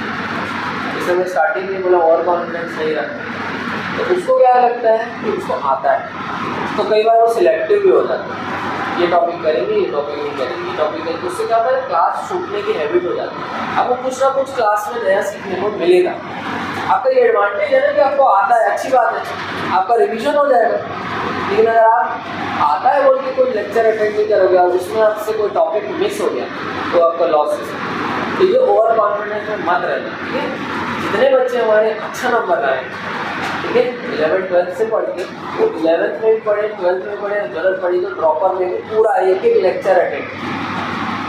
आप लोग जैसे मैमूना का आप लोग देखते हैं 69, तो बच्ची 11th भी पढ़ी, 12th भी पढ़ी, ड्रॉप लेके उसका उसमें हो गया था, फ्रेशर में भी हो गया था, बट थोड़ा सा उसका EWS का सर्टिफिकेट का कुछ वो दिक्कत गई तो उसका उसमें हो जा रहा था, मतलब 400-500 के अराउंड रहा होगा उसका रेंज, ठीक है। फिर उसने फर्स्ट ड्रॉप लेके उसने पूरी मेहनत की, एज इट इज सारी क्लासेज अटेंड किया, कुछ भी नहीं छोड़ा, चाहती तो वो छोड़ सकती तो उसका ऑलमोस्ट सारा चीज़ क्लियर है, ठीक है ना। तो हमको यही ध्यान रखना है कि आपको और कॉन्फिडेंस में नहीं रहना है, आपको सारी चीज़ें पढ़ना है, कुछ सिलेक्टिव नहीं। आपको नहीं आता है तभी तो हम यहाँ बैठे ना, आता तो फिर हम तो अभी सिलेक्ट हो जा रहे थे। आता है, मैं ये नहीं बोल रहा हूँ नहीं आता, लेकिन कुछ कमी है ना, कुछ कमी है, उसको पूरा करना है। लेकिन वो क्या कमी है वो अभी आपको पता भी नहीं है ना।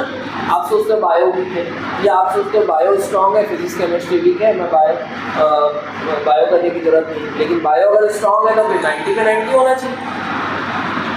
अब तो बेटा मार्जिन ऑफ एरर बहुत कम हो गया है, पहले तो 400-450 में सिलेक्शन हो जाता था, अब तो 550 में भी पता नहीं हवा लगेगी कि नहीं, ऐसा हो गया ना। कॉलेज भी बढ़ रही है, सीट भी बढ़ रही है, लेकिन कॉम्पिटिशन भी बढ़ रहा है, ठीक है। पेपर को और इजी करते जा रहे हैं, तो आपके पास मार्जिन ऑफ एरर नहीं है। आपको फॉलो करना है, चुपचाप सिस्टम को फॉलो करना है, डेली क्लासेस आना है, पूरे नोट्स बनाना है, एकदम जैसे आप 11th-12th में करते थे वैसे ही तैयारी करो। अपने आप को ड्रॉपर बिल्कुल मत समझो, ठीक है, एकदम फ्रेशर तैयारी करो। चलो आगे बढ़े। नेक्स्ट नोट पॉइंट लिखेंगे। अगर बेटा दिया है y is equal to a into b, y equals to a into मतलब a और b, ये x के दो अलग अलग फॉर्म है और दोनों आपस में मल्टीप्लाई है, ठीक है। a into b, two forms of x, ठीक है क्या। अगर ऐसा कुछ होगा y इज इक्वल टू मान लो x cube, also y is equal to मतलब a is equal to x cube है, तो मान लो b इज इक्वल टू मान लो चलो sin x, ये भी x का एक फॉर्म है, ये भी x का एक फॉर्म, दोनों आपस में क्या हो रहे हैं, मल्टीप्लाई। आ रहा है समझ में। इस केस में हमको फॉर्मूला जो है वो लिखना है, ध्यान नहीं, और हमको फाइंड करना है dy बाई dx। इसको याद करेंगे, differentiation of a into b, it is not c into a, c में तो एक कांस्टेंट होता है, लेकिन ये भी x का फॉर्म है, ये भी x का फॉर्म है, तो इसका जो सॉल्यूशन है उसको ध्यान रखेंगे, first form into differentiation of second form plus second form into differentiation of first. बोलो क्लियर है, समझ में आ रहा है, नोट कर लीजिए।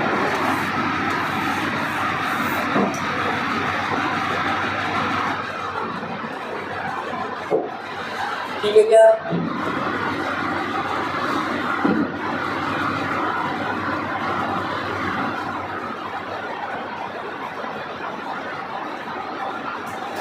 नहीं है समझ आगे। तो जब भी x के दो फॉर्म आपस में मल्टीप्लाइड होंगे, तो उसको हमको ये फॉर्मूला लगा के सॉल्व करना है, first form into differentiation of second form plus second form into differentiation of first form. जैसे मान लो अगर क्वेश्चन में आपको दिया y is equal to x cube sine x, क्या दिख रहा है, a इंटू बी दिख रहा है, x के दो अलग अलग फॉर्म है, दोनों आपस में मल्टीप्लाइड, मतलब a आपको दिया होगा x क्यूब, b आपको दिया होगा साइन एक्स, और y दिया है x क्यूब साइन एक्स, मतलब a इंटू बी।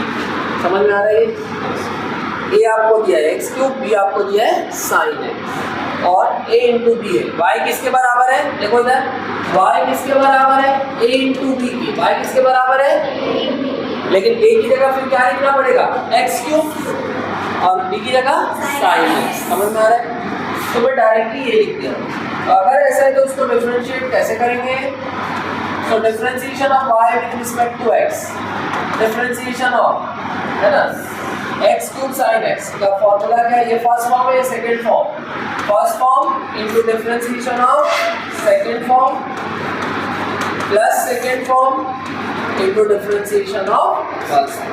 समझ में आया क्या, क्लियर है।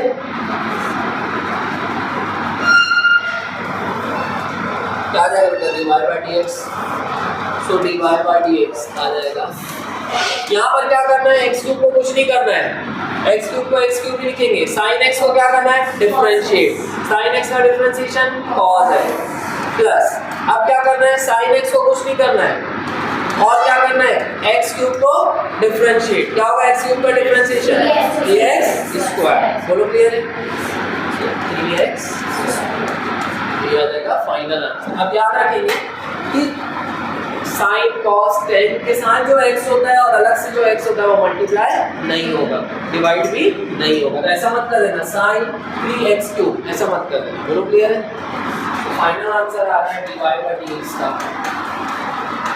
x क्यूब cos x, ये भी मल्टीप्लाई नहीं होगा, cos x की पावर 4 नहीं होगा, प्लस 3x स्क्वायर, समझ में आ रहा है क्या, क्लियर है पॉइंट।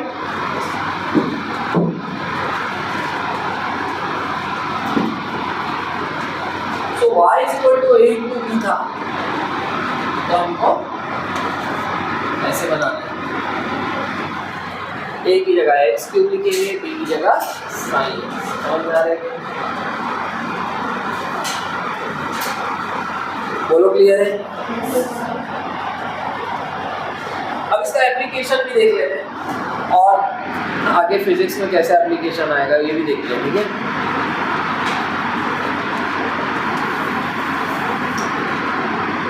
लीनियर मोमेंटम अपन लोग जानते हैं क्या होता है, मास इनटू लीनियर वेलोसिटी, ठीक है ना। क्या होता है लीनियर मोमेंटम को जानने से क्या मिलता है, हमको क्या जानकारी मिलती है, क्या होता है लीनियर मोमेंटम, क्या बताता है, ये ऑब्जेक्ट का मास है, ये ऑब्जेक्ट की वेलोसिटी, क्या बताता है लीनियर मोमेंटम, लीनियर मोमेंटम से क्या पता चलता है,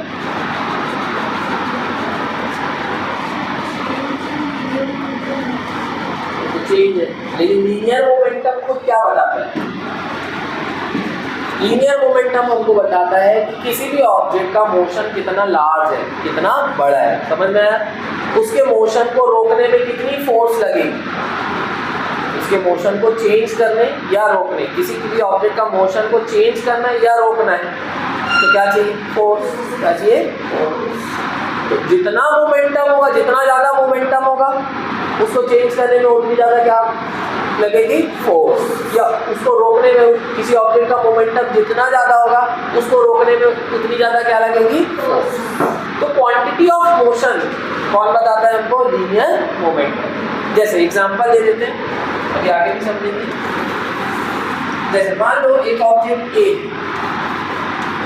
ठीक है, इसकी वेलोसिटी मान लो 5 मीटर पर सेकंड, दूसरा ऑब्जेक्ट बी है, इसकी वेलोसिटी मान लो 20 मीटर पर सेकंड, बोलो क्लियर है।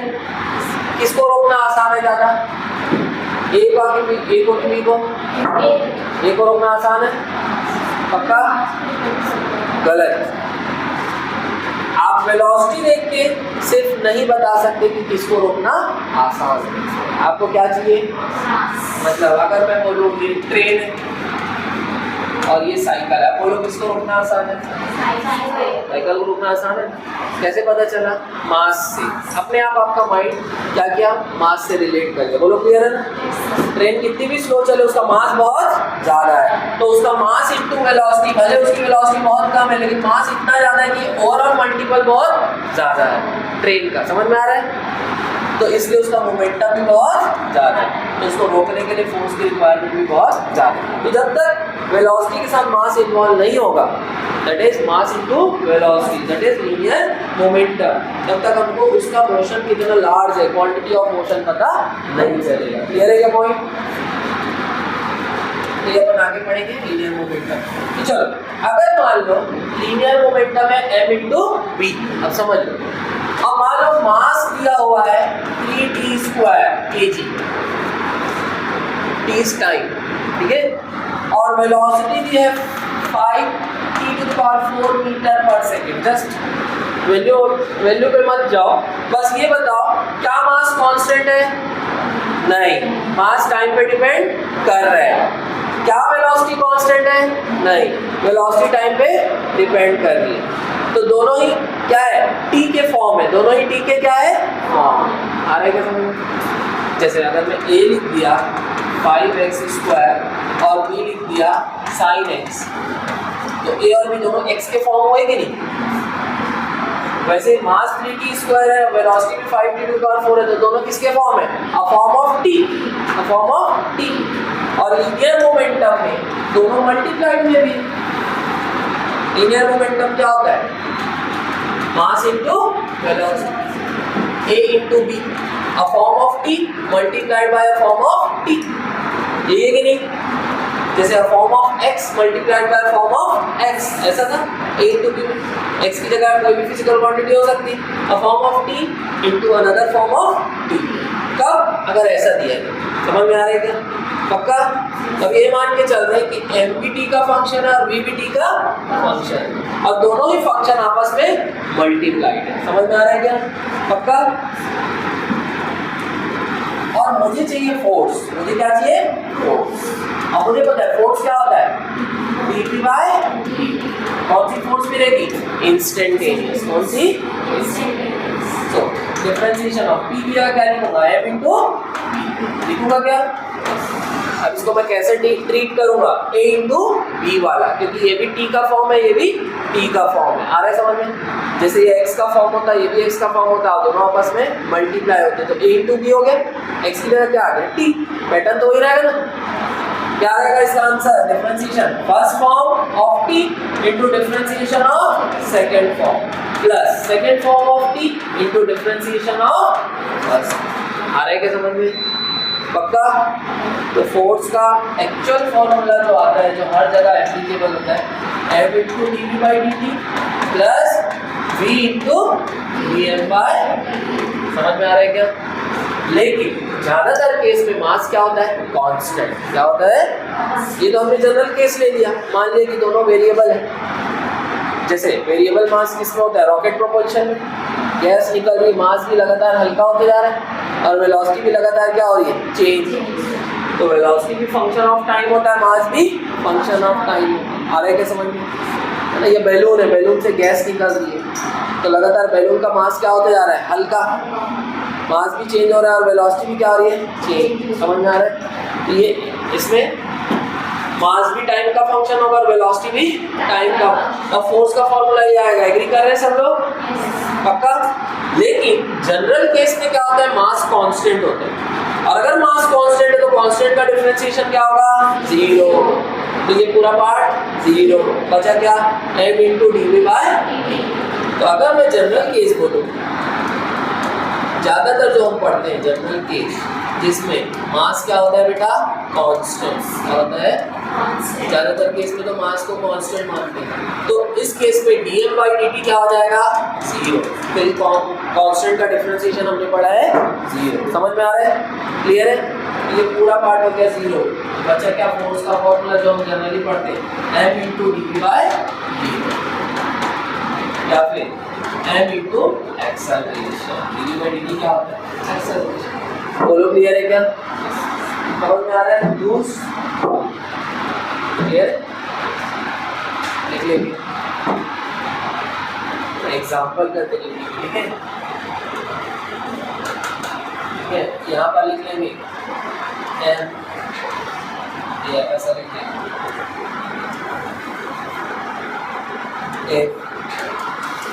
m is function of time, also v is function of। तो इस केस में फिर ये होगा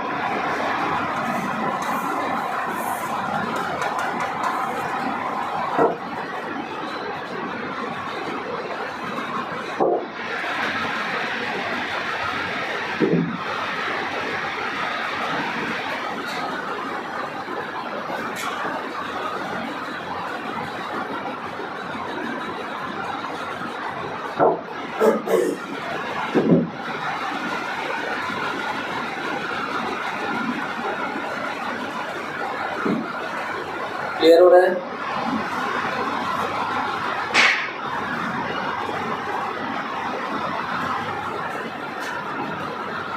ठीक है, तो जब अपन मेन लॉज ऑफ मोशन पढ़ेंगे तो फोर्स का फॉर्मूला मेन ये रहेगा। ठीक है ना? फिर इसमें जैसा चेंज होगा उसके हिसाब से अपन देखेंगे, क्वेश्चन के हिसाब से जो चेंज आएगा। ठीक है?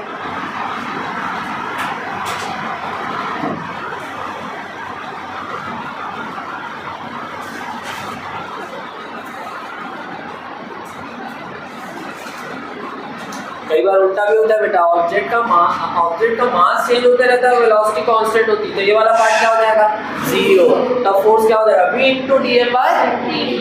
समझ में आ रहा है क्या?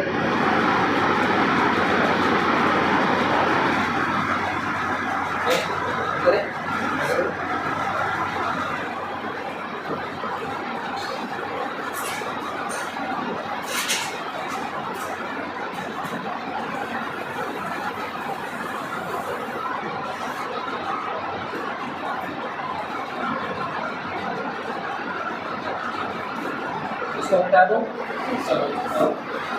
अब एक और है डिफरेंशिएशन का, लेकिन वो उतना काम का नहीं, ठीक है, लेकिन लिख लेते हैं, ठीक है। तो अगर आपको दिया है y = a/b, first form divided by second, इसके पहले दो फॉर्म मल्टीप्लाई में थे, यहाँ पर क्या हो रहा है डिवाइड, ठीक है। इसको मैं बोल रहा हूँ न्यूमरेटर फॉर्म, इसको क्या बोल रहा हूँ डिनोमिनेटर फॉर्म।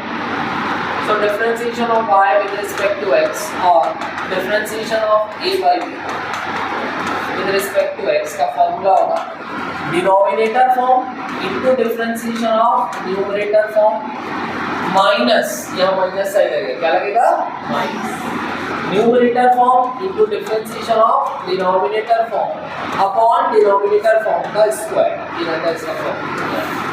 इसको अगर आप इतना ध्यान नहीं भी देंगे तो चल रहा है, ठीक है ना। अब यहाँ क्योंकि माइनस है बेटा, तो पहले हमेशा ये वैल्यू को ध्यान रखना, इसको पहले लिखेंगे। प्लस रहता तो कोई फर्क नहीं पड़ता, पहले ये लिखो या ये लिखो, इसके पहले वाले a × b में तो प्लस है ना, तो आप पहले first form into differentiation of second form लिखो, या second form into differentiation of first form, फिर plus first form into differentiation of second form, दोनों का मतलब सेम ही होगा ना, चाहे मैं a + b लिखूं चाहे b + a, लेकिन a - b और b - a में डिफरेंस होता है, ठीक है ना। इसमें हमेशा ये पहले इसको ध्यान रखिए, डिनोमिनेटर पहले into differentiation of numerator minus numerator into differentiation of denominator upon denominator का square.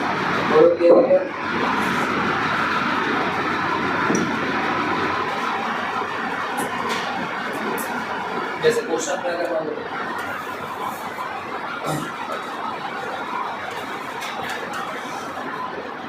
y = ln x by sin x, क्या करते हैं sin t/r। अब इसको अपन ऐसे ही कर रहे हैं, इतना इम्पोर्टेंट नहीं है, जस्ट प्रैक्टिस के लिए क्वेश्चन।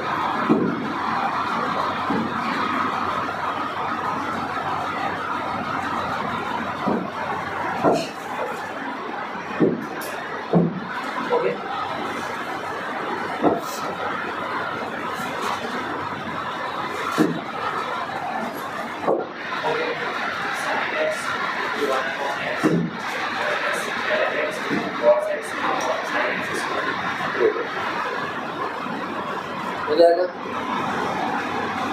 चल बना लेते हैं। देखो यहाँ पर क्या दिया है, a form of x divided by another form of x, तो a/b वाला पैटर्न हो गया, this is numerator form and this is denominator, ठीक है ना। तो dy by dx का फॉर्मूला हमने याद किया, क्या होगा denominator form into differentiation of numerator form minus numerator form into differentiation of denominator form upon denominator form का होल स्क्वायर। अरे कैसे, अब इसको sin x का होल स्क्वायर लिखो या sin स्क्वायर x, दोनों का मतलब सेम, क्लियर है क्या? क्या हो जाएगा dy by dx, sin x तो sin x ही रहेगा, log x का differentiation 1 by x minus log x वैसे ही रहेगा, sin x का differentiation cos x upon sin square x। मैं दोनों तरीके से लिख दिया, ये और ये दोनों का मतलब क्या है सेम।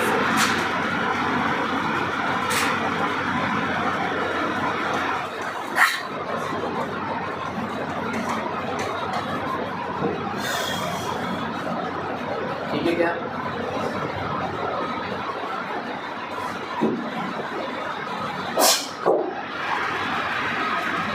यहाँ तक कोई डाउट है बेटा? क्लियर है ना अभी तक का?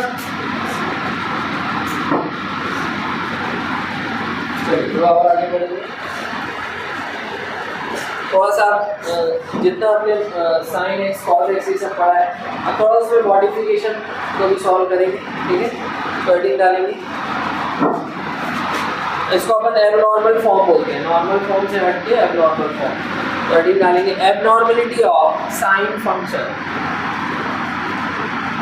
Abnormality of sine function. छूट गया क्या?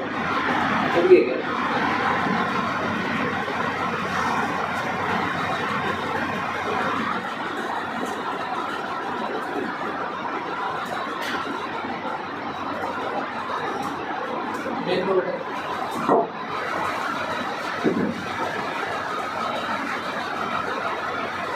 Abnormality of sine function 10 minute पढ़ सकते हैं आप लोग? पढ़ सकते हैं?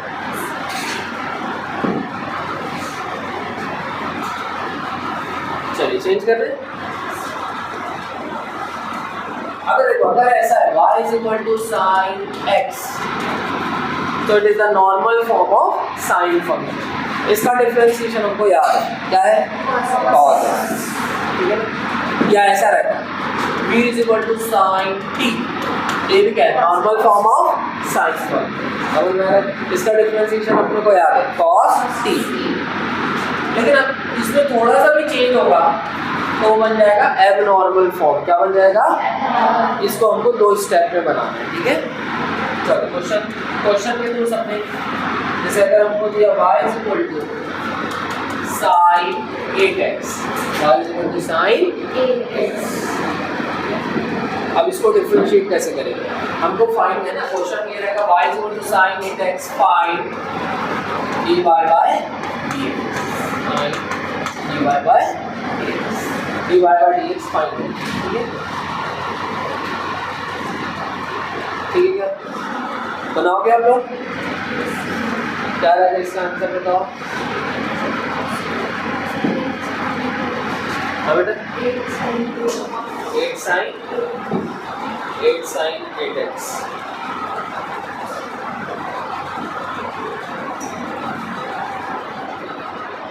आंसर आएगा 8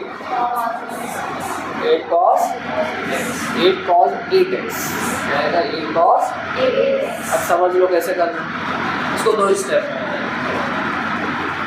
फर्स्ट स्टेप,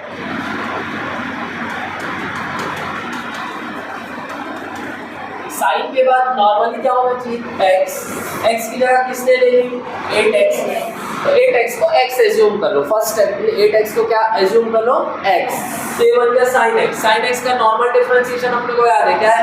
cos x, लेकिन लिखते पूरा है 8x, जिसको x माने उसको पूरा लिखेंगे। बोलो क्लियर है? ये हो गया फर्स्ट स्टेप। सेकंड स्टेप, जिसको x माना है उसको डिफरेंशिएट करेंगे। x किसको माना है? 8x को, उसको क्या करेंगे? डिफरेंशिएट। तो डिफरेंशिएट 8x, क्या मिलेगा बोलो? 8 मिलेगा कि नहीं? 8x का डिफरेंशिएशन क्या होगा? 8। फाइनल आंसर लाने के लिए क्या करेंगे? This is the finding of first step, this is the finding of second step. Final answer लाने के लिए दोनों की फाइंडिंग्स को मल्टीप्लाई करेंगे। क्या करेंगे? मल्टीप्लाई। समझ में आ रहा है? आंसर क्या आएगा? 8 cos। क्लियर हुआ क्या पॉइंट? समझ में आया?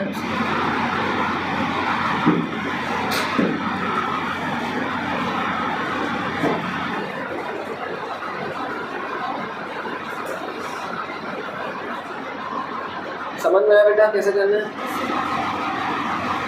आगे बढ़े।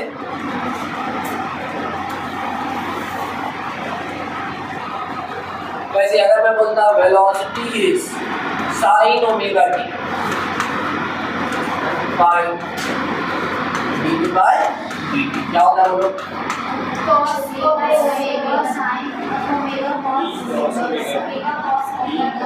ओमेगा cos होता है। जैसे इसको कंपेयर करो ना, y is equal to sin, अपना पिछला क्वेश्चन क्या था? 8x। तो अब देखो, क्योंकि वेलोसिटी टाइम का फंक्शन है तो टाइम को छोड़ के बाकी क्या होगा? कांस्टेंट। ओमेगा क्या है? कांस्टेंट है। तो यहाँ 8 की जगह ओमेगा आ गया और x की जगह कौन आ गया? टाइम। समझ में आ रहा है क्या? तो सेम पैटर्न तो है ना, तो यहाँ से dv/dt दैट इज एक्सेलरेशन क्या होगा देखिए, so differentiation of sin omega t, दो स्टेप में होगा बेटा, sin ओमेगा t का डिफरेंशिएशन दो स्टेप में होगा। पहला फर्स्ट स्टेप क्या करेंगे,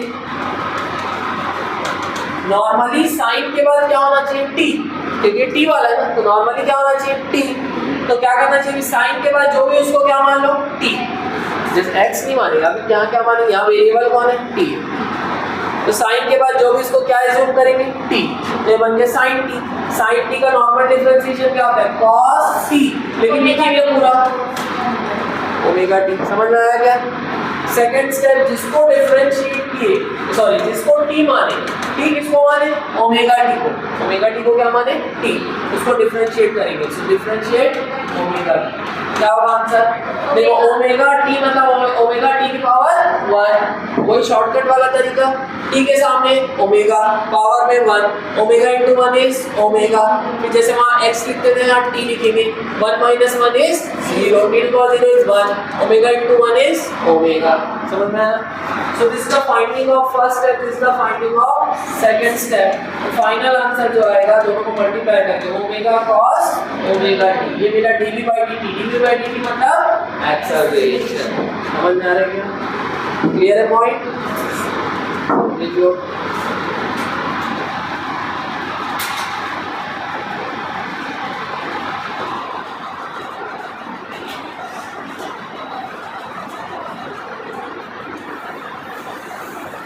next question, y is equal to 6 sin root x by dy by dx.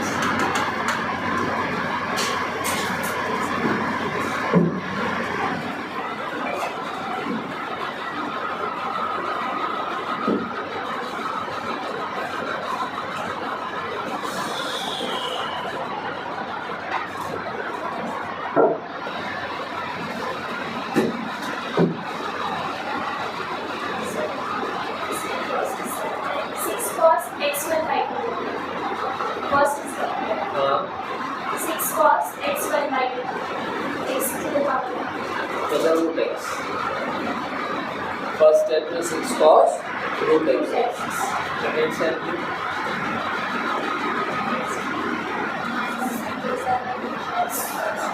3 cos x upon 3 cos x, 3 cos root x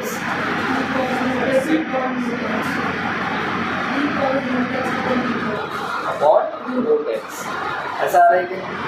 तीनों का आ गया और सृष्टि का आ गया, 3 cos root x upon root x, अब root x को कैंसिल मत कर दें, जल्दी थी क्या? तब बताया ना ट्रिग्नोमेट्रिक रेशियो के साथ जो नंबर है और नॉर्मल नंबर उनको ना मल्टीप्लाई करना है आपस में ना डिवाइड, ठीक है? चलो अभी सॉल्व कर लेते हैं,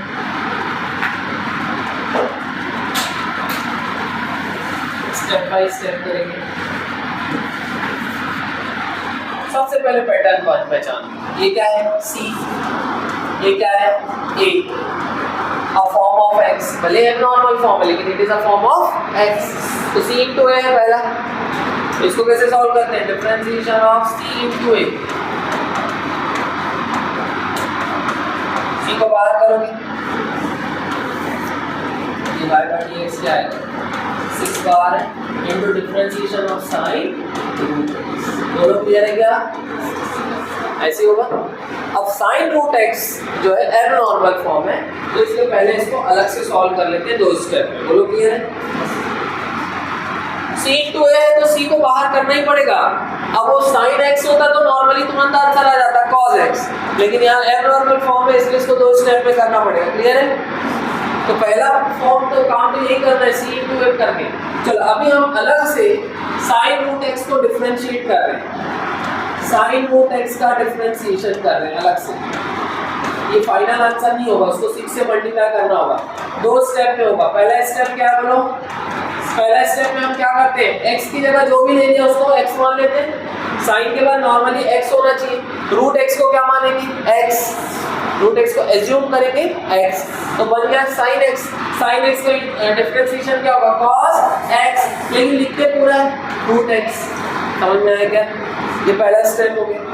सेकंड स्टेप, जिसको हमने x माना उसको डिफरेंशिएट करेंगे। किसको x माना था? रूट x को। तो रूट x को डिफरेंशिएट करो, क्या मिलेगा? 1/2। इसको याद रख सकते हैं, रूट x का डिफरेंशिएशन 1/2 रूट x। समझ में आ रहा है? अभी इसका आंसर आ रहा है, ओवरऑल आंसर नहीं आ रहा है। अभी इसका आंसर क्या आ रहा है बताओ?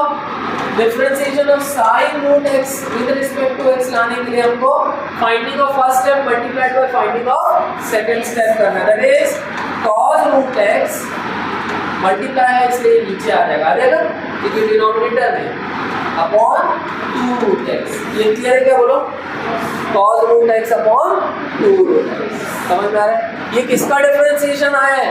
sin रूट x का। लेकिन फाइनल आंसर क्या है? ये 6 into differentiation of sin root x। इधर का मिटा दो। तो फाइनल आंसर क्या है बेटा? Differentiation of y with respect to x, ये हमारा फाइनल आंसर है। ये 6 into differentiation of sin root x। And what is differentiation of sin root x? cos root x upon 2 root x। तो final answer आएगा 6/2 आ जाएगा 3 cos root x upon.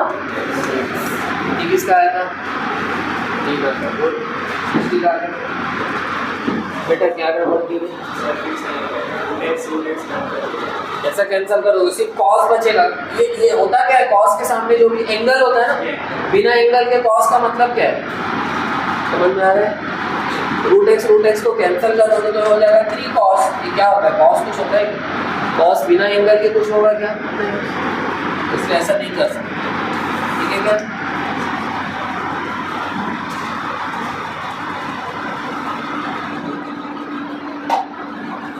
चलो last question करेंगे। Next class में हम abnormality पढ़ेंगे, cos function की, log function की और e की टू द पावर x, चारों की एबनॉर्मलिटी पढ़ेंगे। ठीक है, तो फिर हमारा फाइनल खत्म हो। ठीक है, डिफरेंशिएशन।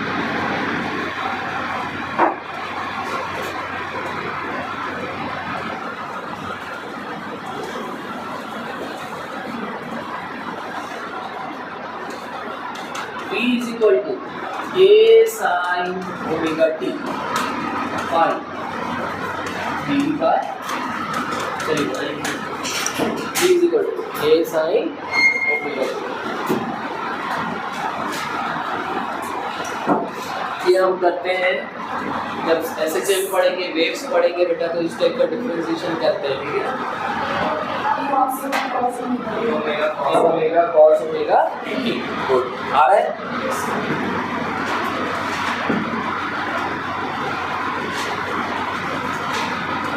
t को छोड़ के, क्योंकि वेलोसिटी किसका फंक्शन दिख रहा है? टाइम का, तो t को छोड़ के बाकी सब क्या मानेंगे? कांस्टेंट। t को छोड़ के बाकी सब क्या है? कांस्टेंट। समझ में आ रहा है? सो a भी कांस्टेंट, ओमेगा भी कांस्टेंट। अब a होता है एम्पलीट्यूड, ओमेगा होता है एंगुलर वेलोसिटी या एंगुलर फ्रीक्वेंसी। ठीक है, इसको बाद में देखेंगे, लेकिन अभी के लिए क्या है? ये कांस्टेंट है। क्लियर है point? So differentiation of a omega cos a sin omega t है ना, वेलोसिटी दी है आपको a sin ओमेगा t, ये हो गया c into a, हो गया कि नहीं? अब ये वाला a अलग है ना, ये वाला a कांस्टेंट वाला है, ये वाला a क्या है? अ फॉर्म ऑफ t वाला। जैसे अ फॉर्म ऑफ x होता है वैसे क्या है? A form of c into a। Clear है पॉइंट? c into a, तो जब भी c into a होता है हमको dv by dt करना है, तो कांस्टेंट बाहर आता है, बचा क्या? Differentiation of sin omega t। Clear है क्या पॉइंट? अब sin ओमेगा t का हम अलग से डिफरेंशिएशन कर लेते हैं। पहले 2 स्टेप में होगा। फर्स्ट स्टेप, sin के बाद जो भी उसको t मान लो, ओमेगा t को t माना, sin t का डिफरेंशिएशन cos t, लेकिन लिखेंगे पूरा। सेकंड स्टेप, जिसको t माना उसको डिफरेंशिएट करेंगे। t किसको माना है? ओमेगा t, क्या मिलेगा? ओमेगा। तो sin ओमेगा t का डिफरेंशिएशन अभी आ रहा है, दोनों के मल्टीप्लिकेशन, ओमेगा cos ओमेगा। आ रहा है क्या समझ में? और फाइनल आंसर क्या है? फाइनल आंसर तो a into differentiation of sine omega t है, so final answer that is dv by dt आएगा a into differentiation of sine omega t that is omega cos omega t, और ये क्या मिल गया acceleration, क्या मिल गया, समझ में आ गया, क्लियर है, ठीक है बेटा, कुछ नॉलेज बढ़ा पहले से कि नहीं बढ़ा, ठीक है, घर जाके रिवाइज करना, ठीक है ना। नेक्स्ट क्लास में थोड़ा सा बचा है, आप लोगों ने ऑलमोस्ट 90% डिफरेंशिएशन खत्म कर दी, थोड़ा सा बचा है, उसको हम नेक्स्ट क्लास में सॉल्व करेंगे, ठीक है। चलो अभी ऑफ करेंगे।